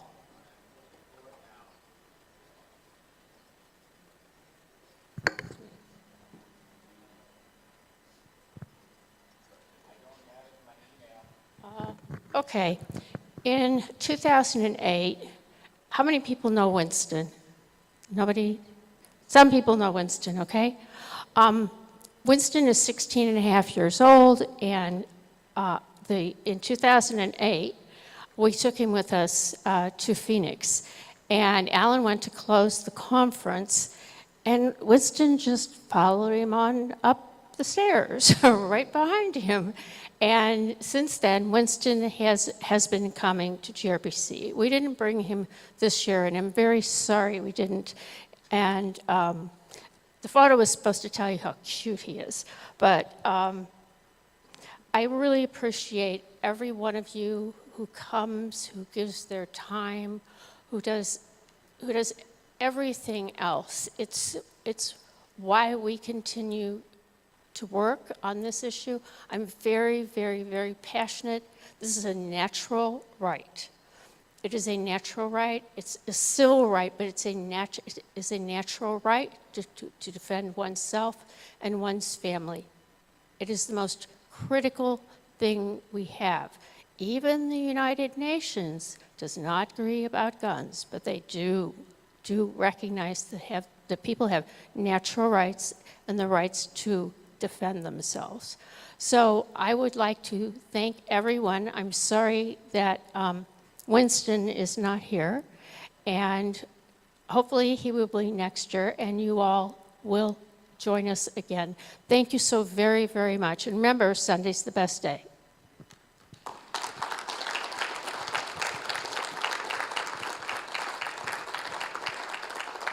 One more thing, make sure you vote, make sure your neighbors vote, make sure everybody gets out and votes in this election. Thank you.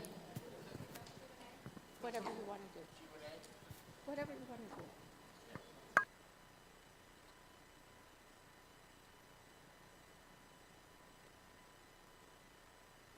Cheryl and I are going to have some more fun.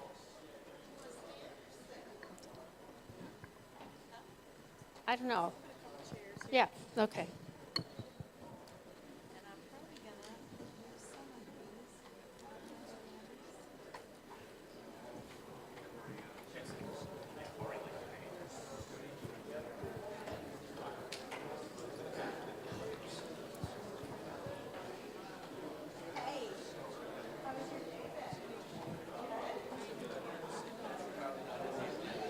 Okay.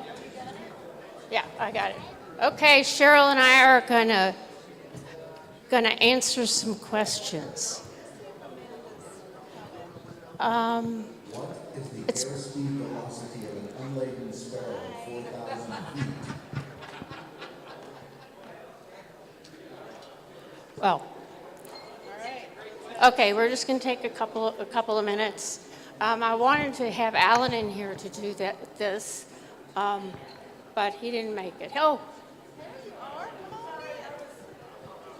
So now you have to sit in the middle. Okay.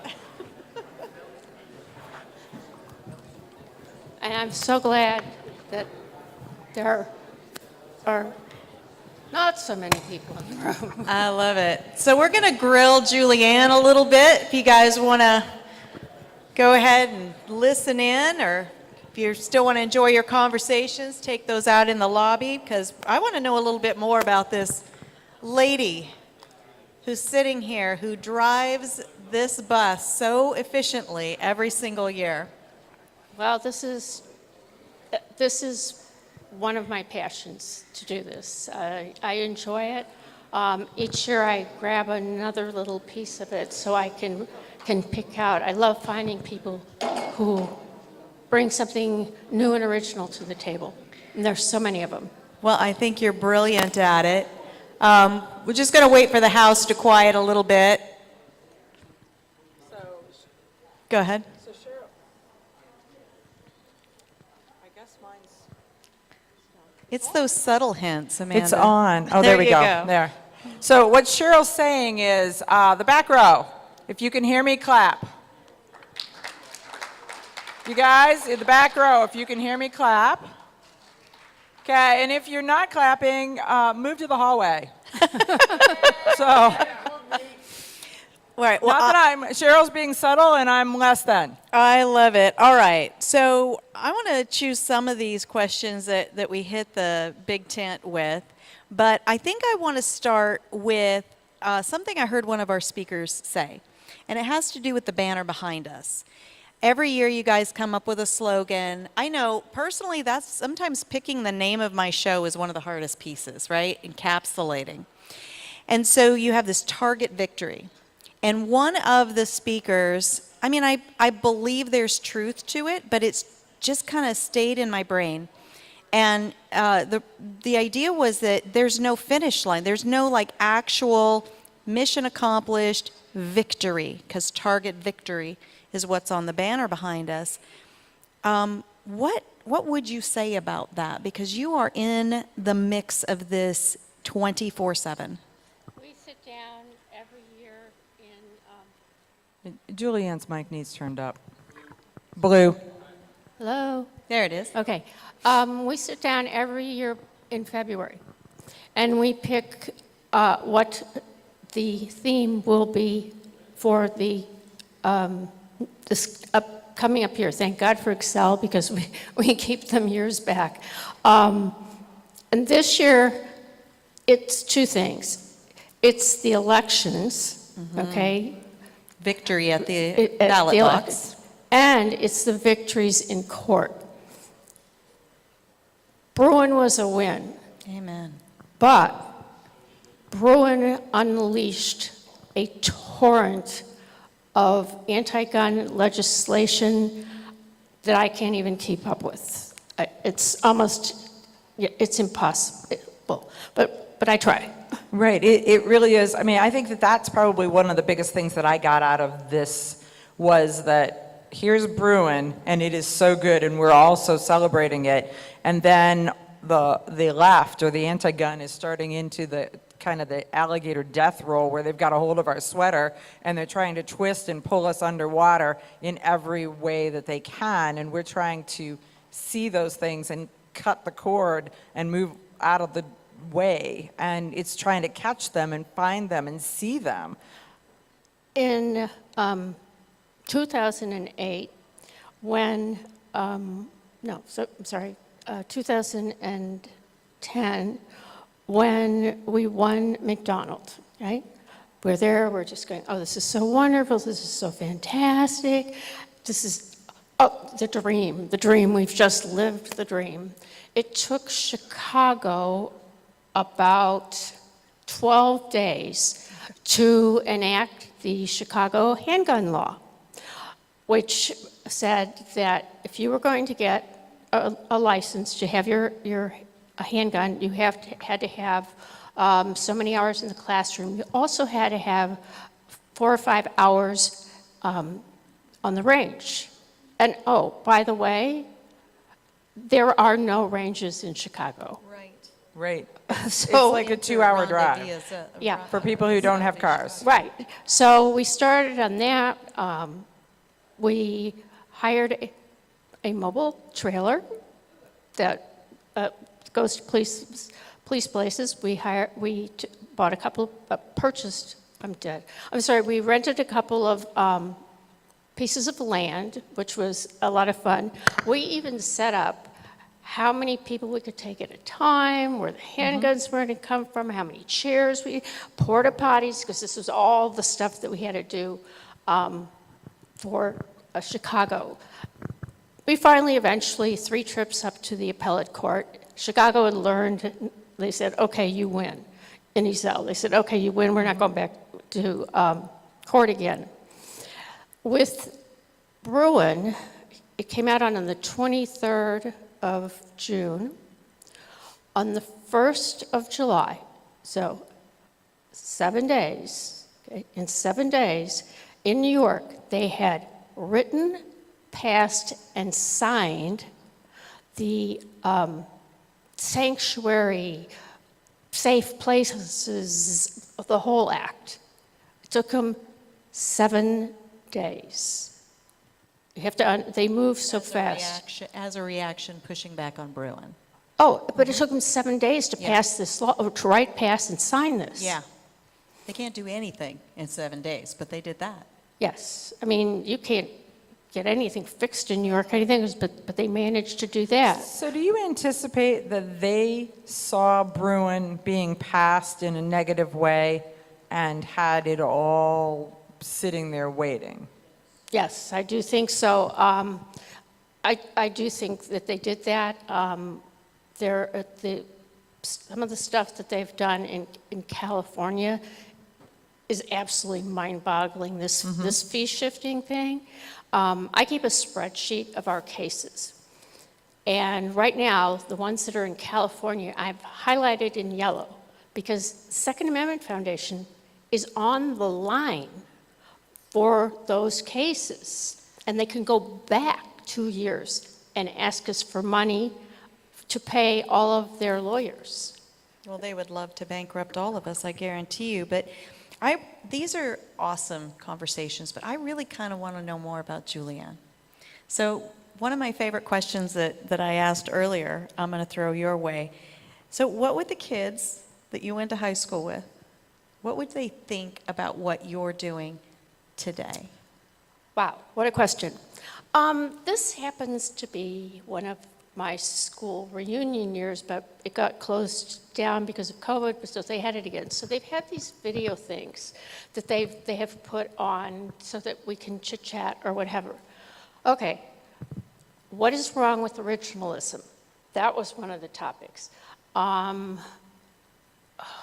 mean, I can't even, they would be appalled. They would be absolutely 100% appalled as I am about them. I can't quite block the person who's sending them because there's some tie there, but I have stayed off of their commentaries 100%. We had to put in a page for a reunion book that they did, and I was upfront with what I did. And I thought, at least one person's going to be impressed that, I've spoken at the UN, I've filed these cases, I work on amicus briefs. Nobody. Where did you go to high school? I went to high school in St. Louis County, just outside of St. Louis, Missouri. Okay, I want to take over from here. Yes. You spoke at the UN. We want to know. Inquiring minds. Inquiring minds. What were you doing? How was it? How scared were you? Give us details. For about 7 or 8 years, the United Nations has been working on the Arms Trade Treaty. I know you all have heard a lot about it. So they would take 2 weeks in July in New York, where you would have to be there. Like the weather when your shoes stick to the tar when you're walking across the street. I live in Arizona. Yes. Yes. But I mean, it was just awful. And there are so many, what they call them NGO, non-governmental organizations, who are there. I wasn't on the right side. Okay, and I'm the only female in lots of places for this. I guess it was impressive. It was really cool, but there are greater moments in my mind than doing that. Okay, makes sense. Yeah. Yeah. Well, that leads me to my next question. What is your pinnacle? Oh. Well, I will say that I was stunned about the award that was there yesterday. So that's, part of my pinnacle. My pinnacle is that Ellen and I we have worked together since July 1976. My pinnacles would be, I call them the 3 S's, Miss Splendiferous, Miss Stupendous, and Mr. Spectacular. That is something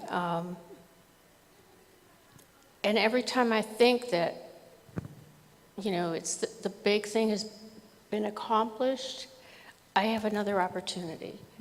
And I love the plaintiffs we work with. I love the organizations we work with. Not necessarily fond of being deposed. I have a funny story. I was being deposed for a case in Chicago that Belinda talked about, the daycare case. So it's all by Zoom. And so the woman says, now I want you to understand that all of your responses are as the Second Amendment Foundation. Okay, that's not a problem. So she says to me, that's maybe 10 minutes in, she says, so how old were you when you were first around firearms? I said, oh, maybe 4 or 5. And she goes, well, how were you around them? And this is true, not that we weren't taught to shoot, but my father kept a snub-nosed, I don't know what it was, under the mattress on his side of the bed. So if we had to help my mom change the sheets, we would take the gun out, we put it on the night table, do the sheets, we put the gun back in. And her response to me was, I am so sorry your parents were so irresponsible. Oh, my stars. Okay. Or they were responsible enough to teach you what the tool was about, how to safely transfer it. I tried to explain that part to her, but she did not feel that anyone was competent to do that. She thought that, people left their loaded guns around literally on coffee tables. And I was never going to change her mind. Well, and there's like so many people who do a filter for right and wrong using today's filters from something that happened, we'll say, 10 years ago. Right. Yeah. Yeah. That works for me. I like that. Yes. Oh, my goodness. So you asked us some gun-related questions. So how about the 45 versus 9 mil? Okay. Open versus concealed? I'm going to make a confession. On Christmas Day, 2012, I was emptying the dishwasher in Arizona, and I ended up at Shea on Scottsdale, which is the hospital. I have no feeling in my thumb or my first finger. Oh. I don't shoot anymore. Oh, wow. It's not safe. Somebody said they teach me to shoot left-handed, and I didn't. But no, I don't do that because I'm actually coming at this, and always have been, because it is a natural. It is a natural right. So you had an injury from the dishwasher? Is that what happened? A glass broke in my hand, and it severed the nerves. And when I went in, the doctor said, how did you do this? Because everybody else comes in with their left hand because they were slicing a bagel. So. And you're like, okay, that makes sense. I think that one of the things about the Second Amendment is that it really is that it's pro-choice. It's your choice. Do you do it or do you not? In some families, it's someone else's. One person is the armed person who is guarding the family. Sometimes it's the female, sometimes it's the male, sometimes it's both. Sometimes they elect that it's neither, but they have that choice. So I respect that. Many years ago, what was Women and Guns magazine, I used to write the back page.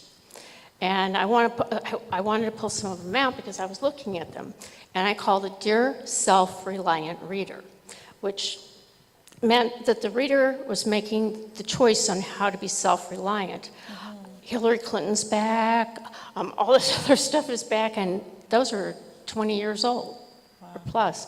I miss that. I just ran out of time to continue doing it.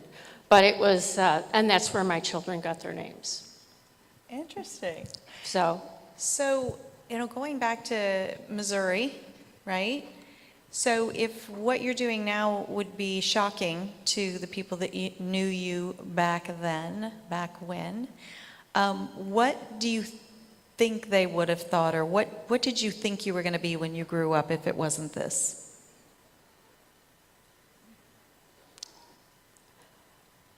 What did I think I was going to be? Well, I thought I was going to be a mom. I thought I was going to live the same kind of life that my mother did, which was never working or anything. I just sort of, I didn't know anybody's wife, mothers who worked. But I'm very passionate about rights and about politics. When I was at university, my father would make sure that I had appropriate reading material. I was so embarrassed to go to my mailbox because National Review, all these other things would be in my mailbox, and I was like, thank heavens there's a trash can right here. But I grew up in a very conservative family, learned to shoot, skeet and trap, learned how to reload. At one point I thought I would like to be a lawyer. I adore working with the lawyers. I adore all the scholarship. I love it. I'm so lucky to be engrossed in that. I'm so lucky. So, no, I want clarification. You are a lawyer, you're not a lawyer, you don't play one on TV. No, I don't. No, I don't. I don't. But sometimes when I deal with people, they get confused. But Alan is so much better than I am on the legal stuff. And he is, by the way, a nuclear engineer with a degree from University of Tennessee, and did his special work at Oak Ridge National Labs. Isn't that amazing that SAF is run by non-lawyers? Yeah. That is truly the pinnacle of Second Amendment lawyering in the nation. We started, Alan started the foundation in 1974.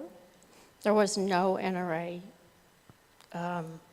legal defense fund. Mm-hmm.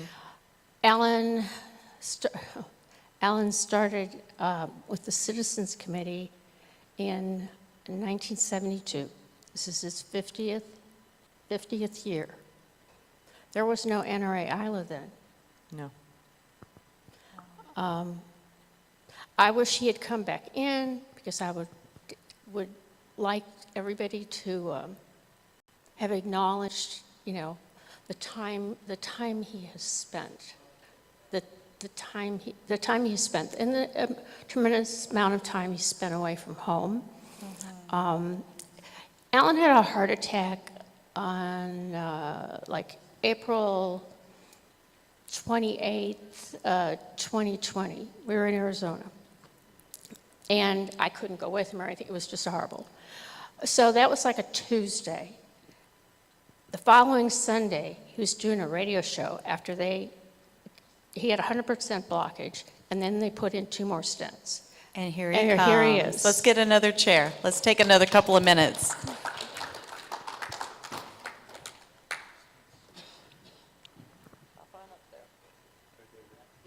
Thank you. Hello, thank you for joining us in the hot seat. Uh-oh. We warmed it up for you. We're coming back? Is it on? Okay. No, you come back.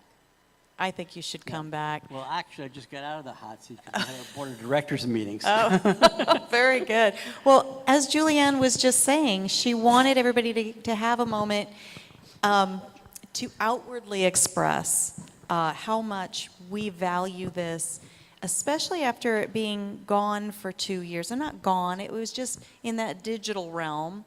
But there are just so many moments that cannot happen when it's not face-to-face. And I know I personally lobbied for this. I am not a lobbyist, but I lobbied for this. I know that She did a Amanda good job. And we just appreciate both of you, but it was important to Julianne that we just said, thank Wait, you. the lobbying part. We want to tell you that Cheryl and I were in Ohio at a FASTER program, and we had an opportunity to be with a couple of the board members, or a board member, and we were like, wait. We know that there are so many people who are watching online. We know that this is all so successful. We know that there's a cost savings to not meeting in person, but we hate it.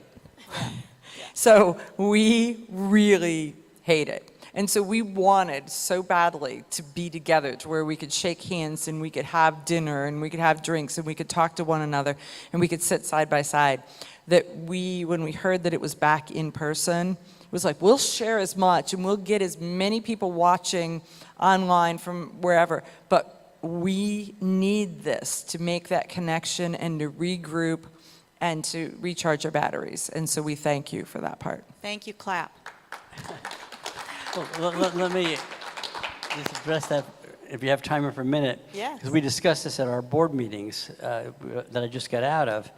And of course, the question everybody's been asking is, when and where is it next year? And we don't really know yet. And the board was talking about it, and I explained to the board that, you know, when we did it virtually, we reached a lot of people, and we got a lot more speakers that we couldn't get if we held it live. And but the networking part and face-to-face, and you know, it's really important to all of us. It recharges our batteries. It does. GRPC the last 2 years virtually did not recharge my batteries. Right. Nor mine. Actually, I'm generally very funny, and I don't trip up the stairs when things are happening, and I'm not quite so ditzy, but I'm out of practice. I had 2 years, and I'm totally out of practice. Yeah, at any rate, at the board meeting, we talked about the pros and cons and pluses and minuses. Nobody had a real answer yet, but we had an idea that maybe making it a hybrid type thing, whereby we do it live, but some of the speakers we can't get to show up because they're busy schedules, famous people that, you know, can't get here for that. Maybe we interrupt and come in live on a screen. Mm-hmm. And so some of the speakers are not here, mm-hmm. and some of them are here. The only problem with that is when we were virtual, we didn't have a time limit. So you could put as many speakers as you wanted. No, I mean, for us, yes. You know, so you could put as many speakers virtually as you wanted, pretty much. Mm-hmm. If we do it in the context of GRPC, we're set hours, period. Mm-hmm. And that means if I bring somebody in on screen who's famous, which we'll like to hear from, it means there's less time for activists to be at the podium.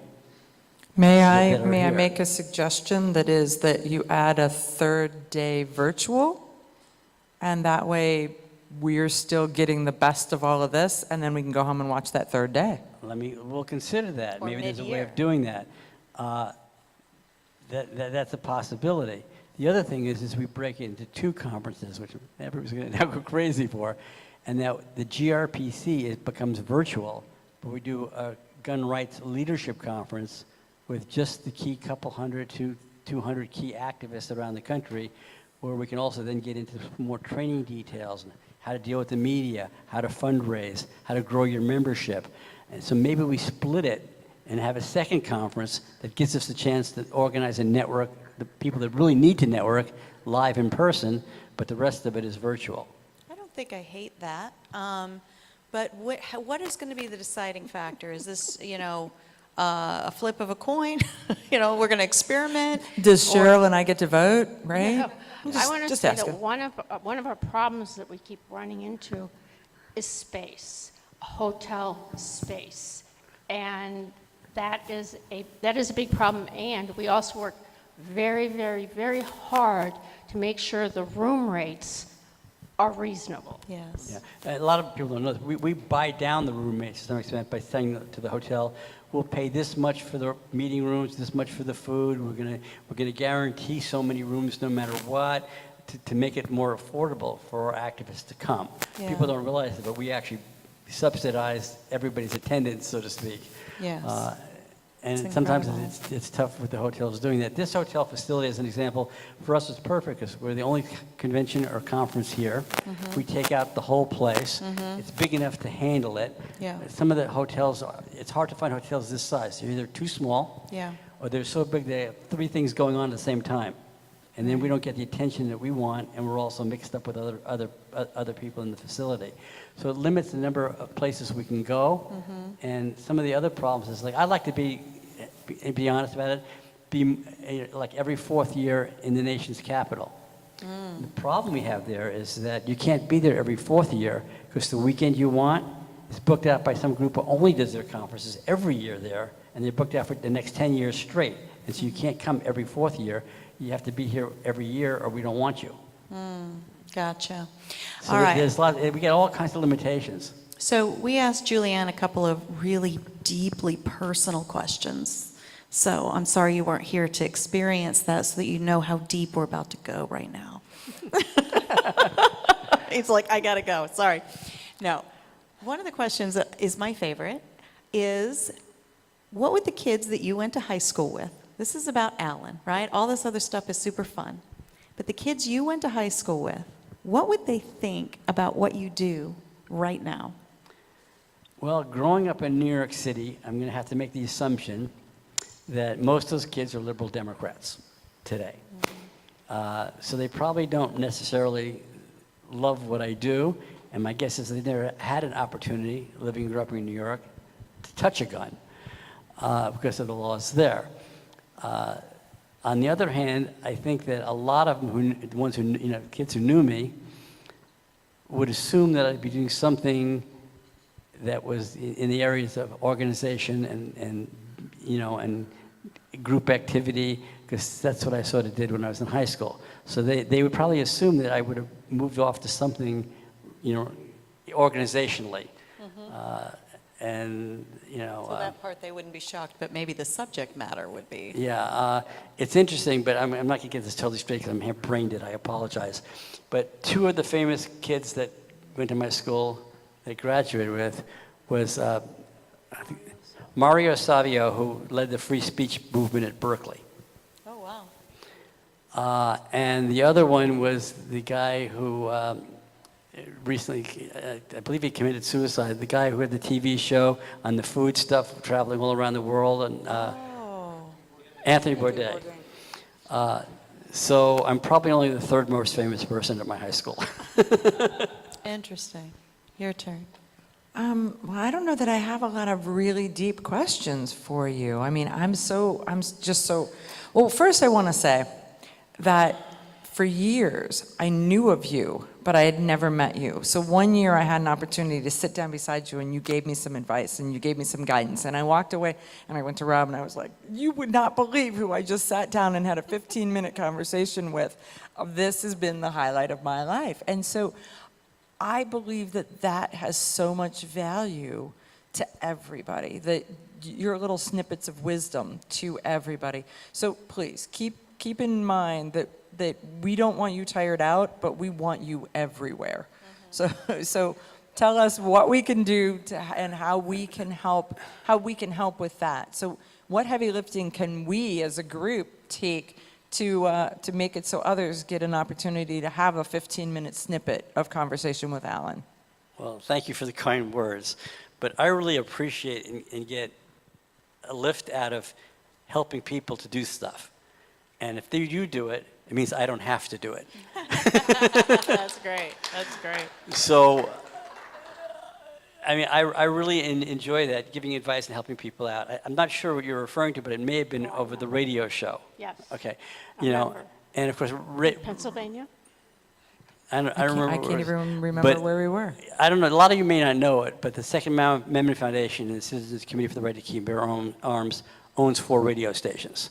And it came out of a GRPC where you guys all voted on a resolution one time after it that the media is disgusting, they hate us, they don't give us a fair shake. We need to get control of the media and own it. And so we went out and ended up buying, we own 4 radio stations. And so there's an awful lot of gun rights commercials that run all day long, and all the gun and outdoor shows that are syndicated we take. And my advice with you with that was you wanted to syndicate a radio show. And on top of that, a lot of people don't know this about me because I've done a lot of stuff in radio. But how many of you here remember or heard of a talk show host named Art Bell? Yes. Yeah. Well, I'm the one who syndicated Art Bell. Oh, wow. And what happened there was Art Bell, it goes back, anybody here from Nevada? KDAWN radio station in Nevada was Art Bell's radio show, and it was late night in there. And of course, I work around the clock, and so after some event that I was at or speaking at or something in Las Vegas, I booked the Art Bell show, and I went into his studio, and it's just me and him because nobody else was working at that hour. It was late night. But late night KDON is a 50,000-watt flamethrower that reached 13 states. Particularly all the truck drivers on the road because they didn't have to change their channel while they were driving because it was there. And Art Bell had an amazing talent. And I learned about his talent. I'm sorry if I'm filibustering here, but this is just a fun story. Art Bell has this amazing talent, and what the talent really was, I'm sitting there, commercial break, he goes to commercial, and he does his commercial live, no notes, nothing, and then the first one the commercial he did was, I remember to this day, was for a telephone, call up, buy flowers to send to your wife or girlfriend or whatever, special occasions, call 1-800-FLOWERS, and buy these flowers. And the commercial was exactly 60 seconds. He did it out of his brain with no notes. It was a phenomenal, human interest type commercial on why you need to buy these flowers and how you buy the flowers and who you should buy them for. And it was great.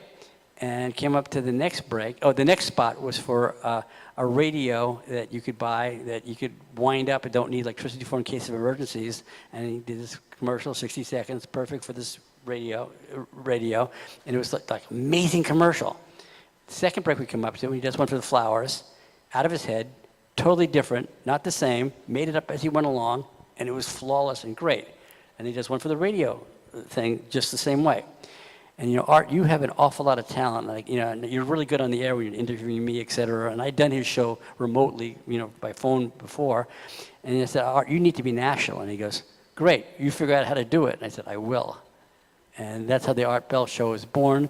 We ended up selling it to the talk radio to the talk radio network, and then they sold it to Premier Networks, which did a lot of other big shows. And what happened was I then went to the Talk America Radio Network, and I ended up becoming the chairman of the board of Talk America, which had two reels of programming like ESPN1 and ESPN2, 24/7, and it was a very successful network, and actually the reason why I was chairman of the board is because a significant percentage of stock was owned by the committee and the foundation, so we could launch Tom Gresham's Gun Talk. That's where Gun Talk came from. That's where Gun Talk Came started. out of a discussion at SHOT Show. At SHOT Show, Tom Gresham was looking for something to do. I think he had just left writing for Alaska Magazine or being editor of Alaska Magazine. And I said, Tom, I got it for you. And he looked at me like, you're crazy. I can't do radio. I've never done radio before. It's not going to work. And how am I going to make any money at this? And I go, Tom, every company here loves you. They know who your dad was, Gritz Gresham, who basically was the star of ABC Sports on TV. Tom, this is a no-brainer. You can have this thing sold out with advertisers in 5 minutes. He goes, well, let me walk around the floor and talk to some companies and see. Comes back an hour later and goes, we're on the air. I've sold out. We're on. That's cool. And so that's how that one got launched. And then this is a funny story with this here, is that I just want to explain something. When Alan is using the term "we," and he means SAF and CC. Yes. Always it's SAF and CC. Okay. So when we own something, it means SAF and CC. Thank you. At any rate, SAF and CC owned 51% of the Talk America Radio Network. And what happened is somebody came to us to want to buy it. I didn't really want to sell it because I loved doing it. I loved promoting all the gun stuff and everything. And of course, our commercials were running nationally, 24/7, two reels thing, all kinds of programming. We're out there, 1 million radio spots a day for the groups, and this is fantastic. And then the price was really high and really great, and it wasn't fair to the other 49% of the shareholders not to sell it. I didn't really want to sell Art Bell's show either. But Art Bell could make a fortune up front selling the show and get paid more money per hour than he was making doing the show. So you had to let it go. And so I said, okay, we'd sell Talk America. IDT, the phone company, it's an Israeli phone company who they were doing a lot of radio advertising because they owned cards that they're selling prepaid cell phone prepaid card cell phone stuff and other stuff, and all across the globe, but people in the U.S. really wanted it for Mexico. People here who are Mexican could get back to their family. You could transfer money. You could do the phone calls. And they figured if they owned the network, they'd save a lot of money advertising. It was a no-brainer for them. They overpaid for the network. We signed the deal, and what happened? 9/11 hit. And if any of you talk radio stations, nobody can sell advertising. I mean, the economy was in the tubes. Nobody was advertising, and the banks were closed. Everything. Anyway, the day the transaction was supposed to go through, the banks were back opened again. They wire transferred all the money, and they owned Talk America, and you couldn't sell any more ads for national radio because nobody had any money to do it, and the market was messed up. We would have been upside down in the red. God watched over us, and the committee and the foundation got funded for a couple of years. But one of the things is that, as I said, we means CC and SAP, which is, it just always has. CC and SAF, actually, the money they made on selling Talk America helped buy their first radio station. That's phenomenal. I did not know any of that. And how long have I known you awesome folks? Historically here, remember, some of you may not know this, but when the NRA set up NRA TV, it's because they were sort of copying our method of if you own broadcast properties, you're the media, which gives you certain exemptions, and then you can do certain things, say things that aren't considered lobbying because it's freedom of speech. And when they set up NRA TV, it was so that they could be a media company. We already were a media company. That's awesome. I have that freedom. One more question. I had two, but time is getting away from us. And this is to just kind of bring us back to a little bit about you guys. The work you do is incredible. So much of it speaks for itself. And you're such an incredible team. And we know, my husband and I know, working together, living together, raising kids together, the whole thing. When it's great, it's great. And when it's not, it's just get to the next day. So we know that there are so many challenges. But we wouldn't be sitting here today if you two hadn't have gotten together. So I just want to ask Alan, how did you ask this amazing woman to marry you? How do you know she didn't ask me to marry her? I was going to start there, actually. I was going to say who asked who, but I thought I think they're traditional. So, well, okay, who did ask who?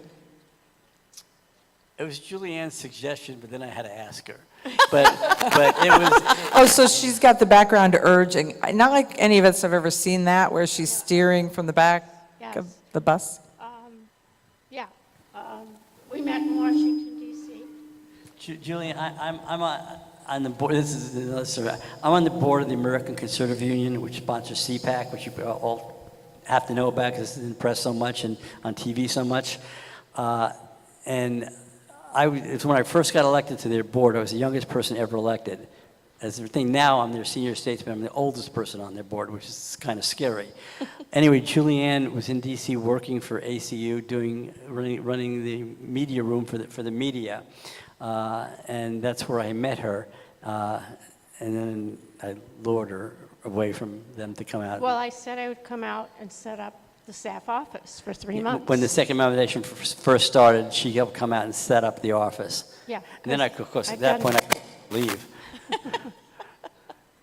So she suggested it. He's probably right. I love it. Well, I'm glad you both played that part and brought us to where we are today. She was a good Catholic girl. Yes. You know, and so we had to get married, right? I love it. Well, thank you both. You know what? This has been a blast. It's been fun. This has been a blast.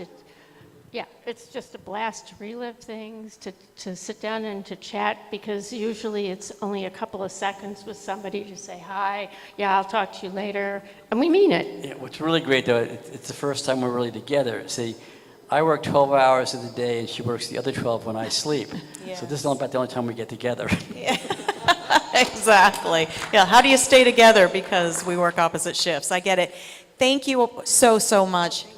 I mean, never-ending thanks coming your way. Thank you. And- Thank all of you. Thank you, folks, for sticking around. We just want to say how much we appreciate the two of you, Second Amendment Foundation, The CC, I can never remember all the letters. That CC, We that, just call it CC because other people Right. call it CRIC, but I don't even get how they ever got that. I don't know. No it's just- vowels. Yeah, it's just a whole bunch of letters in there, but yeah, the Citizens Committee to Keep and Bear Arms, right? No, there's another word in there. Right to keep and bear arms. Right Citizens to Committee keep- for the right to keep and bear arms. Right, to keep and bear arms. So we Mouthful. appreciate you, and we just want to say thank you. Thank you. Thank you very you. much. I just want to, if I can, I just want to thank all of you for coming. It's been a great conference. It's great to be back with people and be live. And go out now and slay some dragons for us, because there's a lot of dragons out there that still need to be slayed. Thank you.